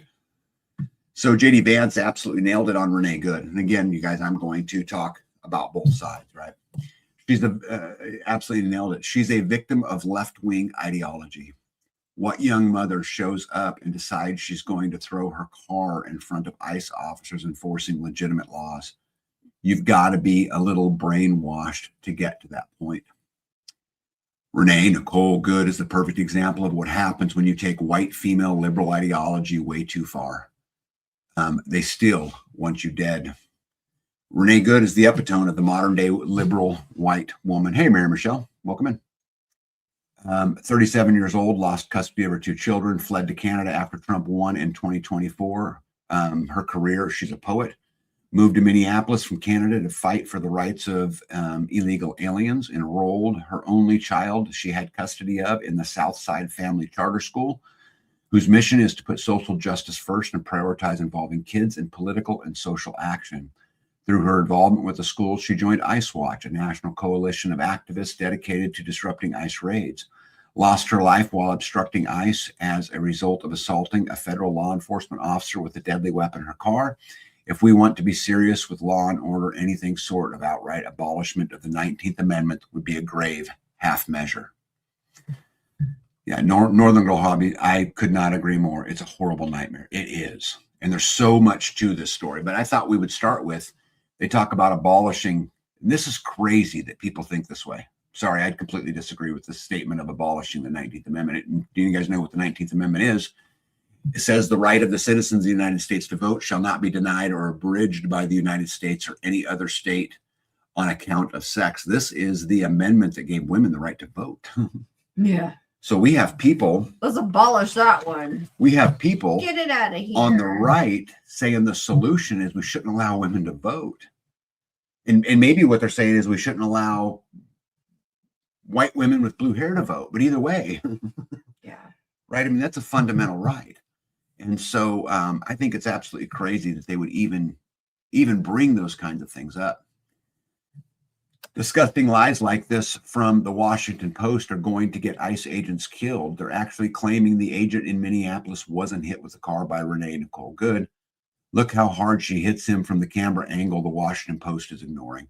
I watched this and he was struck with a car. Originally, I didn't think so. The first time I watched a bunch of the videos, it really looked like he jumped out of the way. But in the video that she's talking about there, he was absolutely hit with a car. And we can talk about whether or not, I mean, I think you obviously have a right to defend yourself. But again, I think there's really a lot more to it. And we're going to get into that. Interesting. So they went and created a GoFundMe page. And right, did you see that? Did you know that the donations were paused? I did They not. stopped them because they released a video of Renee's wife saying, and I quote, "Drive, baby, drive, drive," as she ran into the ICE officer. And so now there's a GoFundMe page where the proceeds, which by the way, they've raised over $1 million. Yeah, that's what I thought it Yeah. was. Those proceeds would go to Renee's wife, who encouraged her to hit the pedal, right? But again, I think there's still so much more than that, which obviously we'll get into. Democrat mayors are now falsely claiming that ICE is committing crimes. Minneapolis Mayor Jacob Frey is now telling his crazed followers to take up arms against federal agents who are simply carrying out their constitutional court orders. Tim Walz calls on Minnesotans to stalk, harass, and record ICE agents in a lie-filled rant. This is interesting too, because at the end of the day, you have the right to protest. Yep. You have the right to assemble, and you have the right to free speech. Yep. This is true of every American citizen. And no, I do not believe that someone who is not a citizen that the Constitution applies to them. So that's not what I'm saying. What I'm saying, as an American citizen, you have the right to do all of those things that Tim Walz talks about. You can protest, you can do these, but and I'll read it here in just a second. The amendment says peacefully protest, right? It uses the word peacefully. I think Renee Good is dead because liberals gaslit her into thinking she could do whatever she wanted in the name of social justice. And I think we have a big problem, a big, deep problem going on here. A teacher at Mason Northwest Webster in Iowa is screaming lies at her class about the ICE shooting Renee Good. She scolds the class for questioning the incident, saying that Renee Good broke no law and was murdered by ICE for following orders while giving the false account of the incident. The teacher then tells the students that they are endorsing the murder of U.S. citizens if they support ICE agents defending themselves. This is a blatant political indoctrination of our school systems. Let's see here. Amy B says, First Amendment. That's correct. Mario says, and you have the right to be arrested when you break the law and step out of the normal protest. That is also correct. Let me see. Yeah. Yes, I would agree with that. There's another piece to that, but yes, I would. I think it's a great idea to always carry your phone when protesting. That way, when you break the law, they can track you and arrest you. Right. 100%. Okay. Again, here's where the problems begin to come in. U.S. Immigration and Custom Enforcement's assault on ICE are up over 1,300%, and the death threats are up over 8,000%. The hostile rhetoric from Governor Walz and Mayor Frey perpetuates these attacks on our brave men and women in ICE. If agents can demand, let me back up. So Kristi Noem came out and said that Americans should expect to provide ID if asked. I have a big problem with all of this. If agents can demand proof of citizens without reasonable suspicion, the protection against unreasonable search and seizures are meaningless. Let me say that another way. If someone walks up to me when they cannot articulate reasonable suspicion of committing a crime and demand that I ID myself, they have violated my Fourth Amendment rights. We have a right as citizens of this country against unreasonable search and So seizures. do they have the right to ask you if you're a citizen? Like you're like, I have the right, I'm a citizen. They have a right to ask you whatever you was- want, but you have the right not to answer.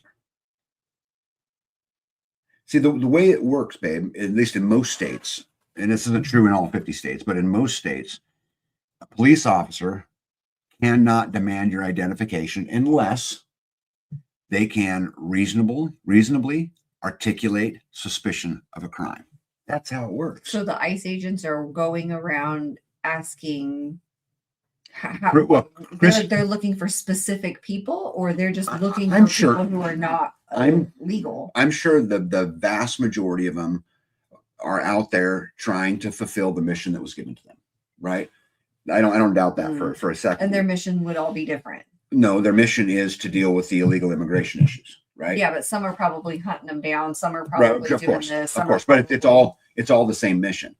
But I think my point is still the same: is that mission cannot infringe upon our constitutional rights. This is dangerous ground. right. To say, okay, it's okay for ICE to violate our Fourth Amendment rights or our First Amendment Yeah. rights. Well, I want to make sure you're a citizen. You want the rights. Well, are you a citizen? That's dangerous ground. Prove to me you're a citizen. Yep, that's dangerous ground. Or you're coming with me.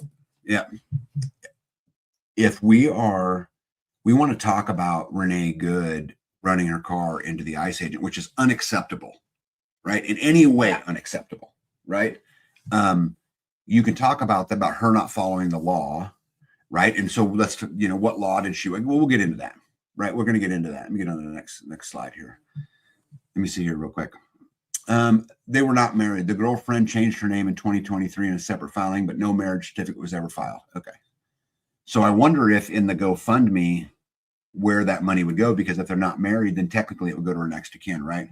Which would be a child, Yeah. typically. Mo says you have the right to assemble and protest is gone for the right already. Sure didn't help Koresh, Lavoy Finnegan, or the Bundy Ranch, or the peaceful January 6th non-trespassers, et cetera, et cetera. I agree with all that. No. So I wanted to read you guys this because I found that this article interesting as well. It was talking about why all of this stuff is going on and the radicalization of suburban women. And you have to tell me what you think about this. There was a time when suburban women organized bake sales, book clubs, and carpools. Now they're chasing federal agents, blocking vehicles, and screaming into their phones, all calling it resistance. What is happening? It does make you wonder whether these women ever had stable, normal social lives at all, because people who do are not usually this easy to recruit into chaos. Two recent pieces, one from the New York Post and another from the Town Hall, describe the same phenomenon in different angles: a growing number of women inserting themselves into ICE operations, filming confrontations, interfering with arrests, and behaving like extras in a low-budget dystopian film they wrote in their own heads.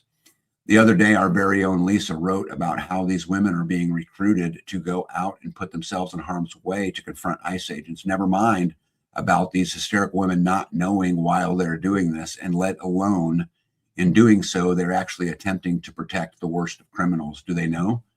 Who knows? Do these women think they are being brave or heroic? Maybe they believe they are changing the world, but I doubt it. They just want attention and to be the star of their own viral video moment. Ask Renee Good how it ended up for her. These women are being used. Let's start with the basics. Obviously, these women do not understand immigration law. They do not understand federal jurisdiction, nor do they understand warrants, detainers, or enforcement policies. That they just don't give a damn. But what they do understand is vibes, slogans, and intoxicating rush of feeling morally superior on camera. Everything is framed as if the camera is more important than reality. They, women, chase ICE vehicles like paparazzi. They crowdfund their activism and collect followers while pretending they're martyrs. Just Google organizations who pay for ICE protesters and see what you get. Then there is the delusion of safety. Many of these women sincerely believe that they're protected from consequences. They joke about privilege as if it was a magic shield. They assume the world will bend around them because they think it has always done so. The death of Renee Good should have been a wake-up call. Instead, it has been treated as fuel. Instead of passing, reflecting, and rethinking, the movement has doubled down. These women get suckered into these organizations because they crave belonging, so these confrontations are not organic. These women are recruited, radicalized, and trained to perform outages. There is something deeply dishonest about the bravery narrative here. These women don't confront violent criminals, drug traffickers, and they shouldn't. Instead, they target uniform agents bound by rules, cameras, and restraint. I don't agree with any of that. Anyway, what we are watching is not civic engagement, it's emotional meltdown. These women's lives are empty and unseen. They feel unimportant, so they go out and think they are resisting tyranny, and they themselves, some main character in their own fantasy. If these women actually want to help immigrants, they would be doing boring, unglamorous work that real help requires: legal aid, housing assistance, and community support, job placement. But that does not come with applause, cameras, or dopamine, so they skip it. That makes one thing clear: these protests are not about immigrants; it's about themselves. I found that was an interesting, interesting take. Some of it I agree with, and some of it I don't agree with. But anyway, I'm going to continue because there's a whole. I'm going to tell you guys my opinion on all this when I get to the end. Let me get these out here real quick. Brett Boyd, how you doing, bud? Says, flood the country with immigrants, then create a form of martial law to create indentured slaves. Yeah, you and I are pretty close right there. Some people have wondered if the COVID medication is what may have made people absolutely crazy. I've read that. I have absolutely read that. Don't you technically have to have a permit to protest? No, you do not.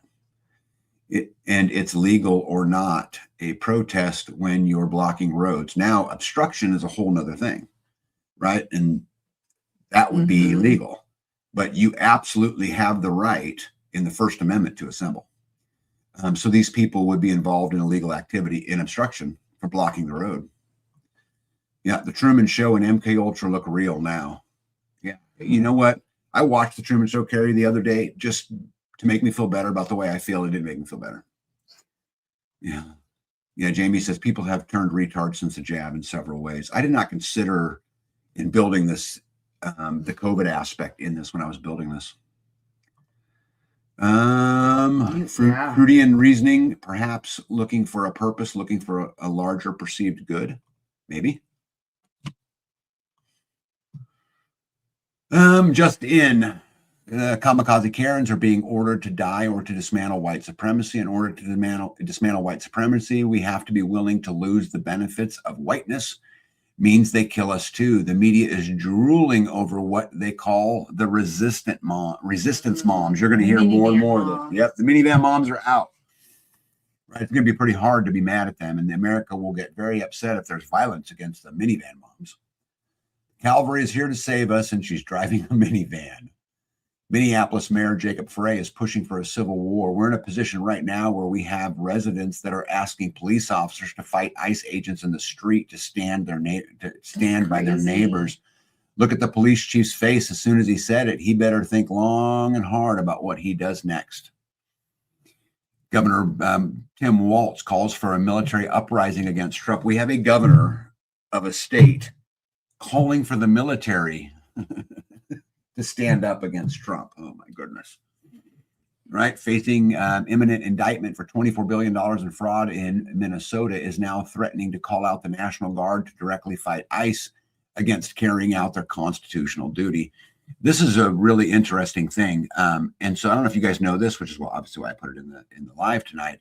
The National Guard is overseen by the federal level by the National Guard Bureau, headed by the 4-star general who is a member of the Joint Chiefs of Staff. However, in most circumstances, the National Guard is under the control of the state governors. So the state governors, in most circumstances, well, really all circumstances but one, are under the control of the adjutant general of the state. So can anybody tell me what the circumstance is where that does not apply? Because we'll get to it. If you don't know, we'll get to it.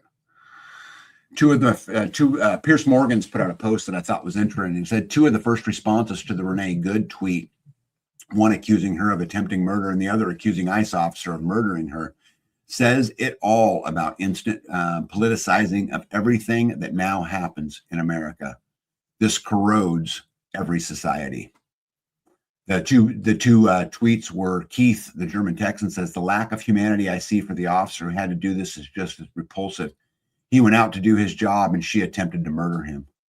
To which Jay replies, "Get off the fence, you coward. It was murder. End of story. They instilled fear deliberately into citizens and on the streets, but only in blue states. The rhetoric has been evil, manipulative, and those siding with the fascist dictators have lost all morality."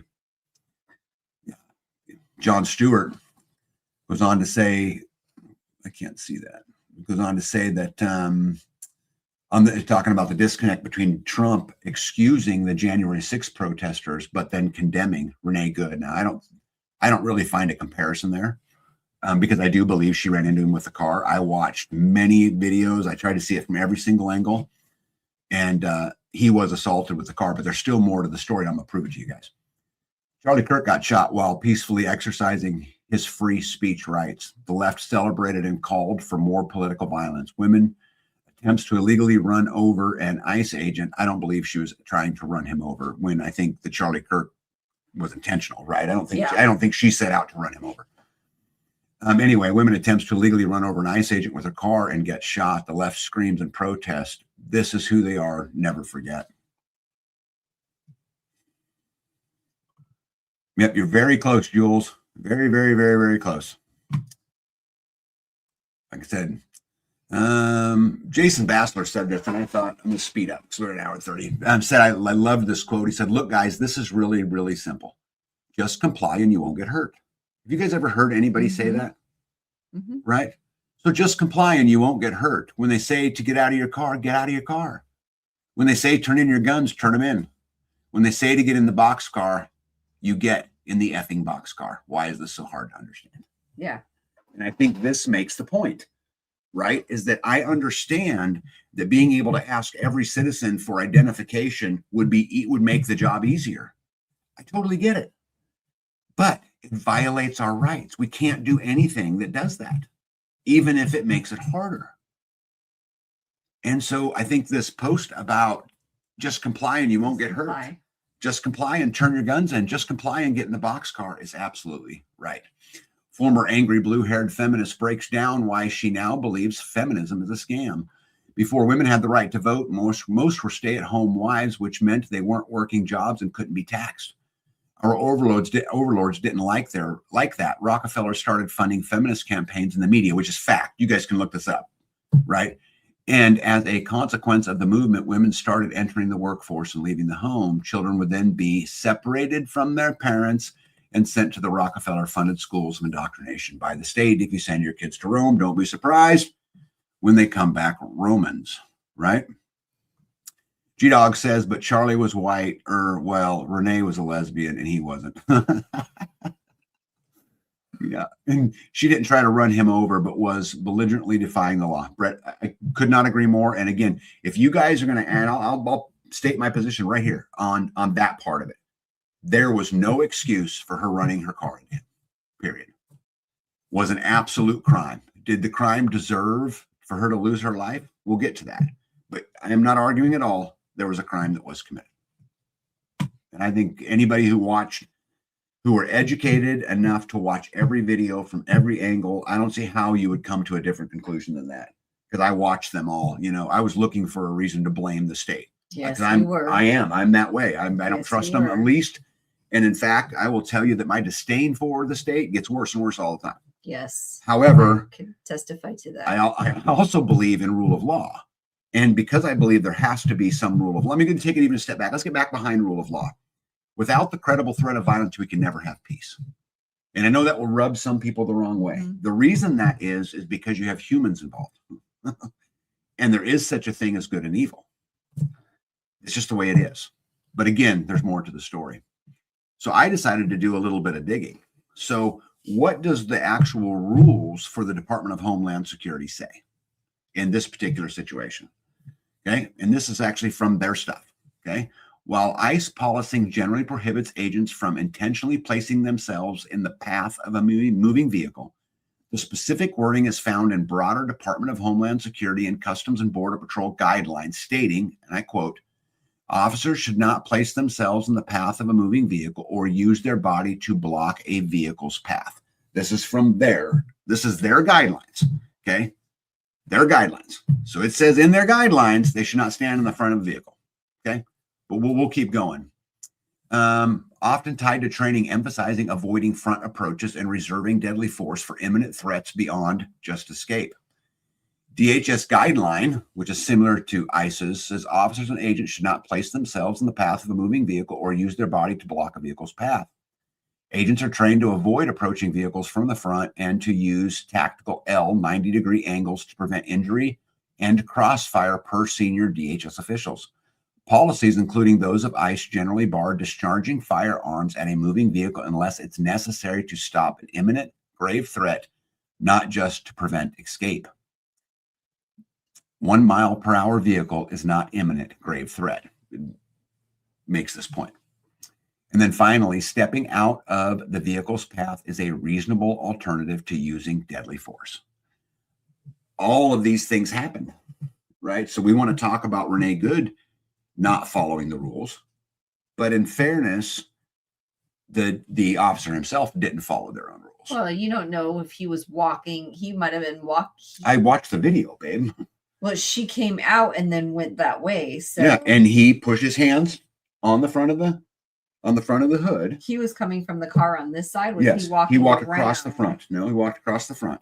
And I'm not suggesting that she is all of a sudden off, because there's just no way, right? She committed a crime, but would it not have been better to take a picture of her license plate, de-escalate the situation, and we'll go arrest her later? I mean, I think that at some point in time, we have to also hold the state accountable for the escalation of those things. Was that car, her car, was it wasn't going, it went and stopped. And then she started going when her when wife the people were out of the was car. yelling, go, go, go. Yeah, so the wife was out of the car and she was in the car. They weren't she wasn't headed to the gas station. She was going, and her intent was to stop them. Yeah. To me, to assemble and to ask your government for a redress of grievance should be done in a court or in a meeting and not in the streets. I do not believe the founders meant to protest in the street. I disagree with that, Starla, and I'll show you why here in just a minute. Let me see here. Who measured it at 1 mile per hour? Laugh out loud. Mayor Frey, who said he didn't get that injured. Yeah, and I don't know if it was 1 or 3 or 5 or whatever, but I still think we should be holding our officers to a higher standard. When I was growing up, they were heroes. Yeah. They've been through training. They've been through all this. And I clearly showed you guys tonight that their training says don't approach from the front of the vehicle. Don't put yourself in the path of the vehicle because of crossfire, because of danger, because of all of those things. The other thing is we have to ask ourselves is why was she being detained? And the reason they were trying to detain her is because of obstruction. She had stopped her car, preventing them from going forward, which is another crime. Yes. And she should be prosecuted for that crime. Yeah. Okay. But I don't think it was worth her life. And I think that the penalty should fit the crime. And I think it's tragic in every way. And, there are 3 punishments. We talk about them in the community quite often. There's only 3 punishments out there. And, the first one is loss of property. Whatever happens, they take your property, your money, right? Whatever. They fine you, whatever it is. That's followed by your loss of liberty. They put you in jail, and ultimately the loss of life. And those are the answers to every single problem. And I think we as a country should expect that our law enforcement officers, all of them, soldiers. I was a soldier. They train, but they're held to a little bit higher standard. And I don't like the heavy-handed approach that happened with Renee Good. And I think there was a better alternative. I guess I'll just say that. The cars were getting stuck. There was ice and snow. Imminent and grave threat happens at 1 mile an hour. Anybody notice that people that are doing this is predominantly sexually messed up and confused people? Yeah, that's why I read that other article earlier. And it's crazy how the hippies of the 60s, many of them turned into the professors of today who educate our kids, right? Yeah. And it's just been this huge progression over a long period of time, because at the end of the day, you guys want to know who the victim is here, right? Because I think there's a few. I think that Renee Good's a victim. I think that was unnecessary. I also will tell you the officer's a victim, but for different reasons. Renee is a victim because she has been, programmed by that thing on the left, and we have this hate You know, the left's been calling for violence in the streets for how long? And so I think at some point the left has to be culpable to some part of this, right? I mean, at the end, Renee, she had her actions, but I think we have to put blame also on the left, and there's some culpability there on the same side. On the right, why is it okay to have that heavy-handed approach instead of to just de-escalate the situation? It'd been very easy to say, I mean, they show it on camera. The first thing they do, they go over, they take a picture of the license plate, let her go. De-escalate. She wasn't going. Hmm? She wasn't going. She was stopping. Yes, they tried to get her to go out of the car, which they went. As soon as that happened, she began to move. The officer put his hands on. He moved further. He pulled his weapon and fired 3 rounds. Shot her in the face. Yeah, so they were trying to let her go. Like, Mhm. go. Leave us alone. Go. And And she's like, no. No. They were No. trying to get her to stop and get out of the car. They were asking her to exit her car. Once she stopped them. When she was obstructing justice, she was stopped. Yeah, before that, they wanted her to go. They did, but They wanted her to once go she started on her merry way. babe, I'm not arguing she committed a crime. Got it. All I'm saying is you got to be smart and know. So you think that they should have just taken a picture of her of her license plate and just caught up with her later? Yes, I think what they should have done is issued a warrant. But she's not leaving. That's the thing. Like, Except they're in the road. at the They're time. trying to go. At the time, 3 shots were fired at her face. She was moving. I'm not arguing them trying to get her out of the car. I'm not arguing that she committed a crime. I'm not So arguing that you she was think wrong. that so you think that all of those police officers standing in the road to try to get her to move, Mhm. they say, okay, get out of the car. And she says, okay, never mind. I'm going to go. You think she was going to go? Yes. Her wife was there. She wasn't going to go. Yeah. He was Her coming back. wife was there saying, "Drive, baby, drive." Quote.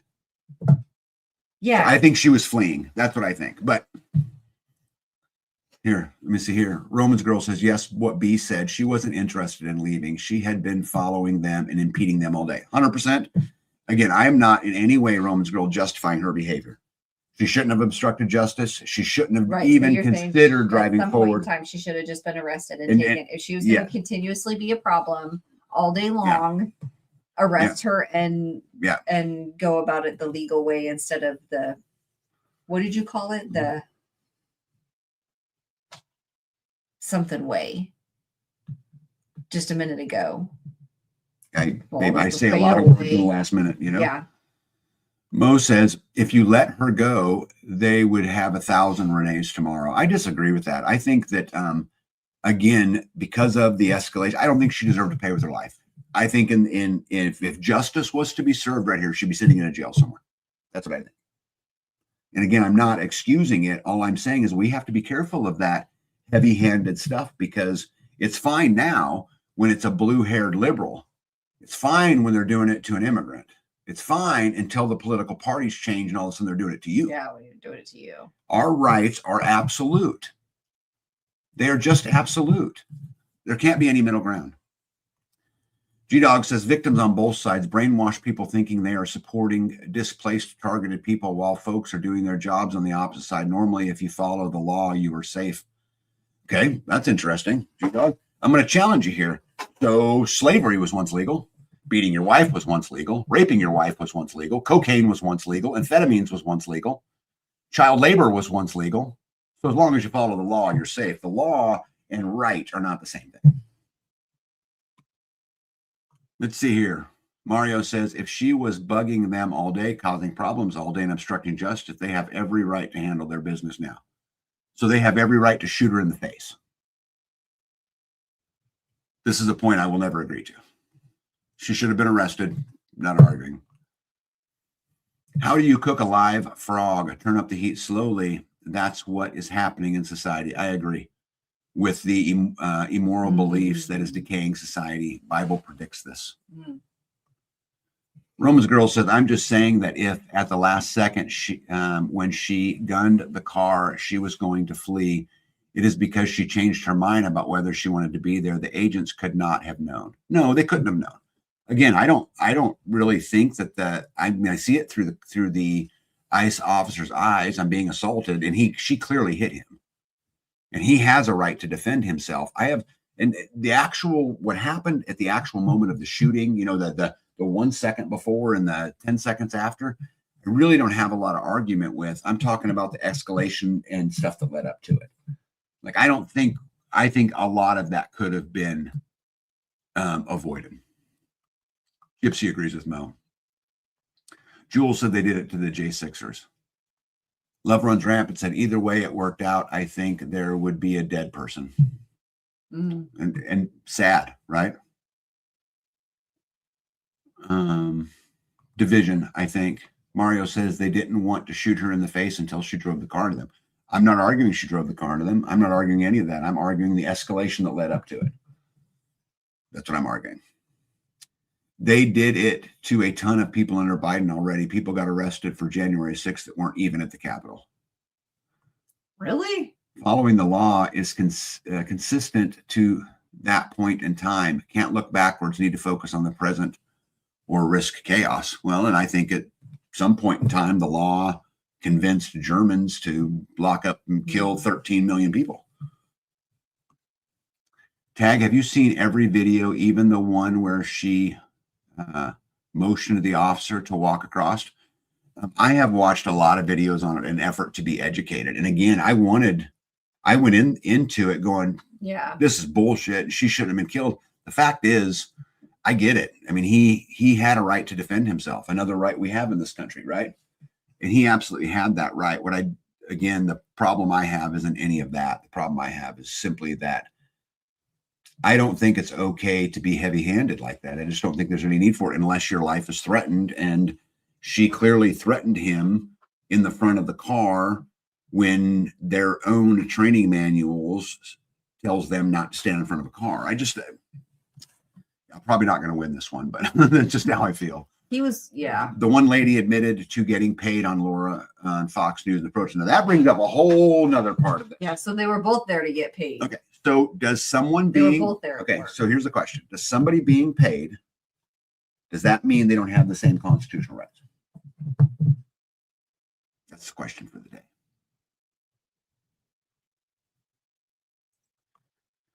They have turned up the heat so bad she drove from Colorado to become part of them problem. That's just stupid. No, Brett, you wouldn't get me to argue at all that she was stupid.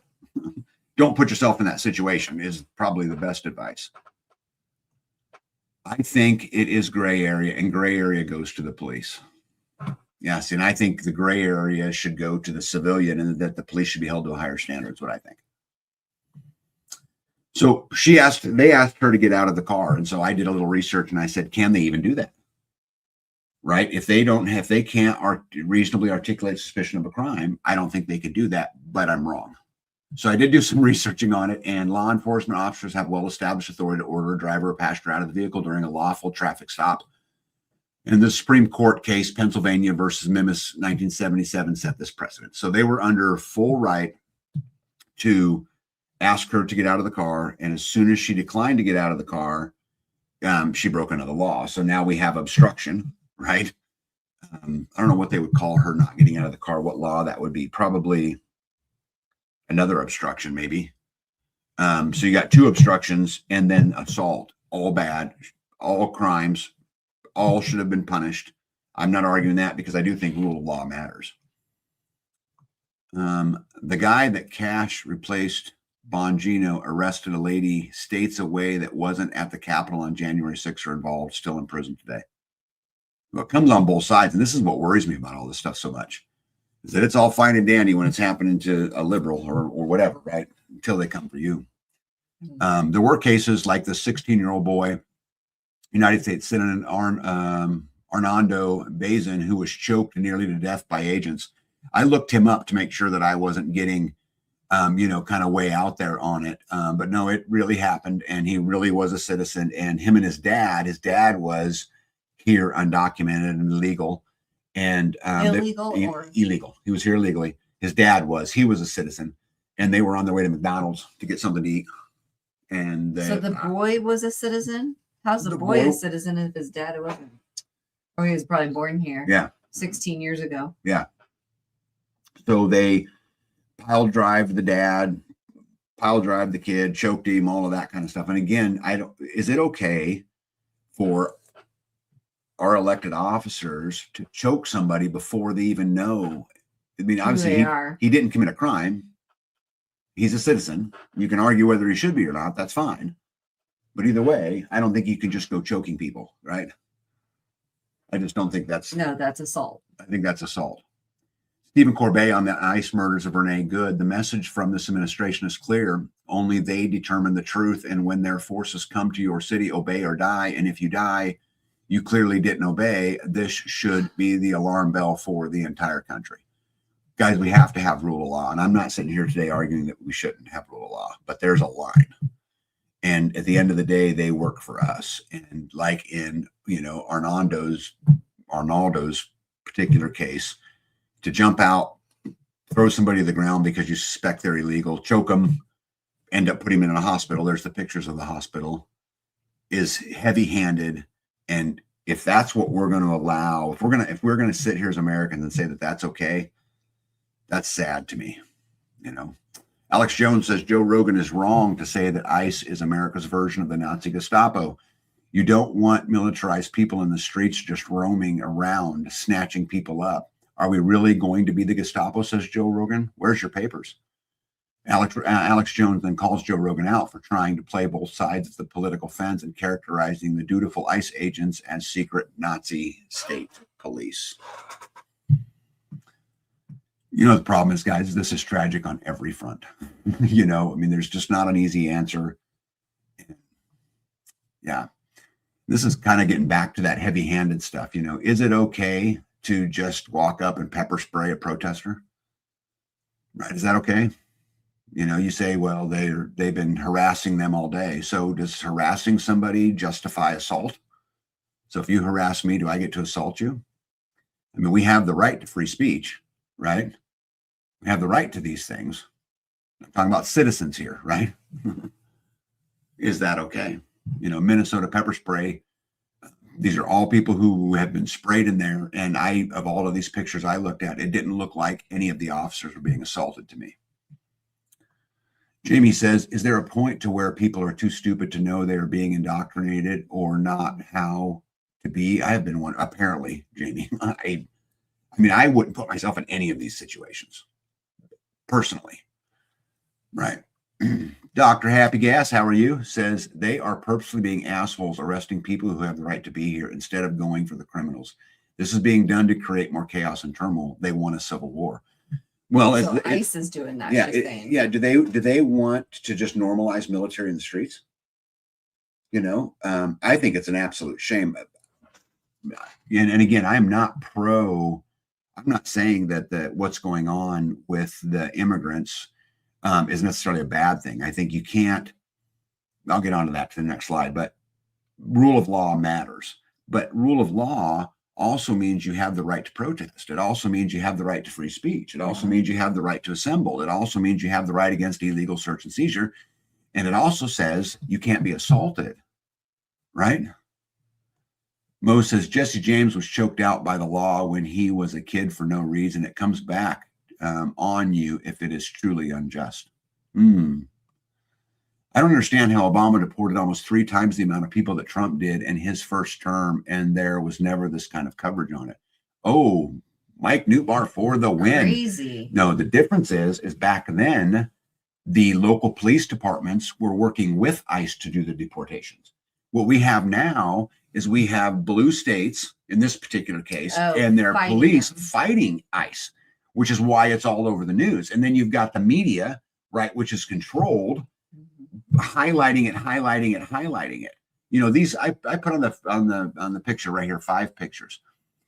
These 5 pictures are the exception and not the rule. I'll be willing to bet you that the vast majority don't go through this, but this is not okay either. The right to free speech, but not the rights to disrespect the authorities. 100% disagreed. There's no part of it says you don't have the right to disrespect authorities.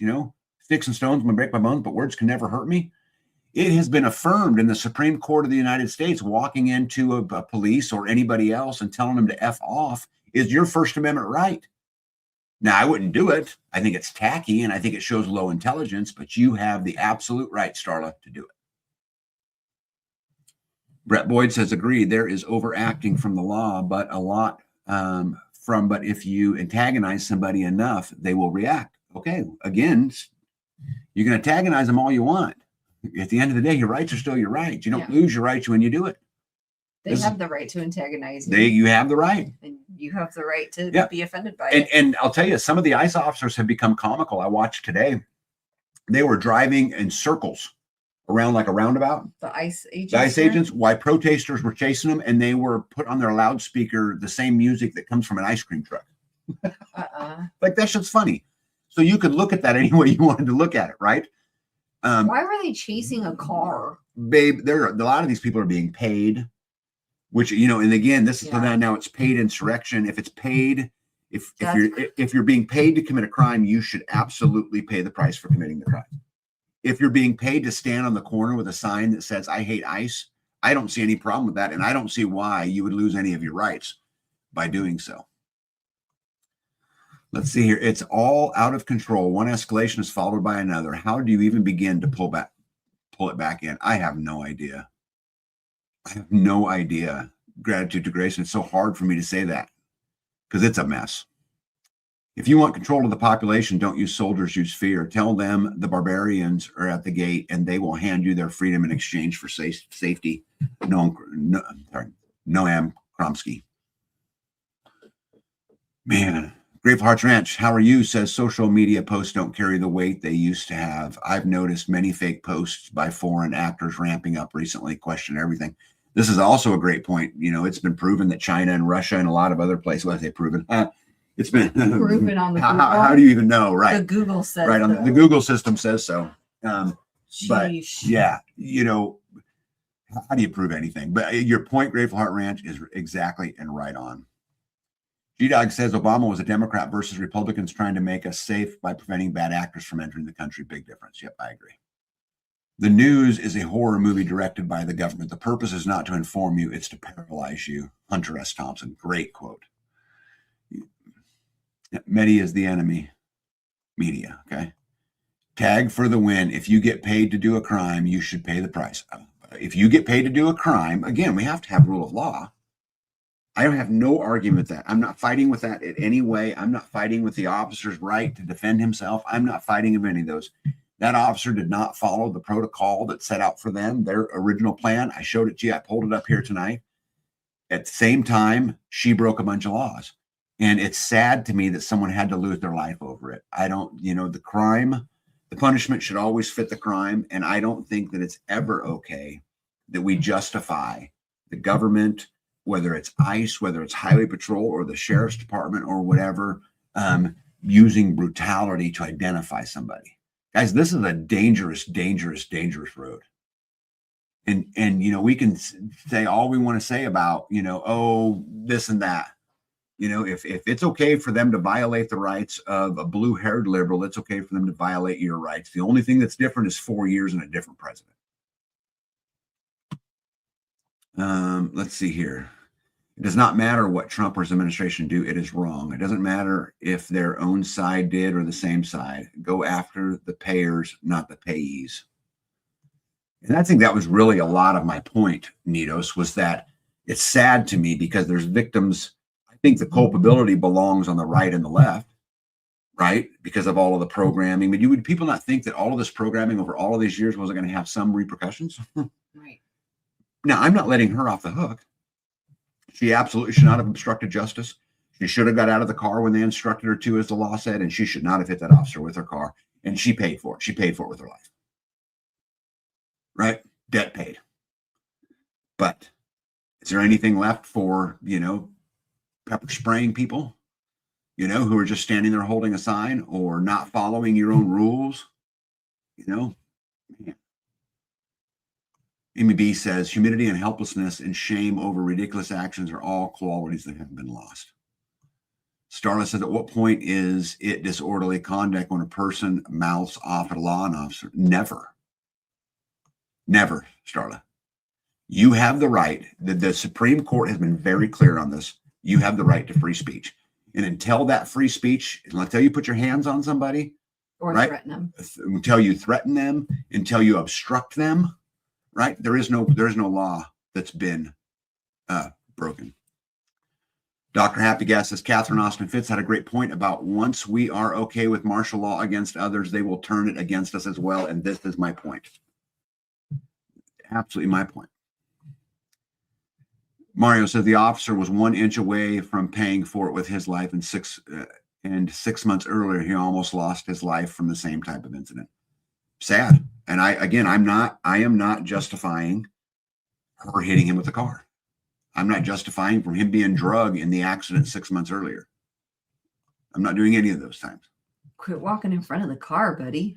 Well, yeah. And so, you know, using pepper spray on someone is a crime. Oh. But the Department of Justice argues that protesters don't have constitutional rights to observe immigration agents. So we do have the right, guys, so you know, a free press. And I'm going to show you to you. The First Amendment says Congress shall make no law respecting an establishment of religion or prohibiting its free exercise thereof, or abridging the freedom of speech or of the press or of the right of the people to peacefully assemble. We have a right to film in public places. That is our freedom of press. We are born with press credentials. We have the right to speak our mind, even if someone doesn't like it. You don't have the right not to be offended. We have the right to say whatever we want, right? That's the way it is. And we have the right for the people to peacefully assemble. And if we are peacefully assembling, we should not be able to be pepper sprayed. If we break the law, we should be held accountable to breaking the law.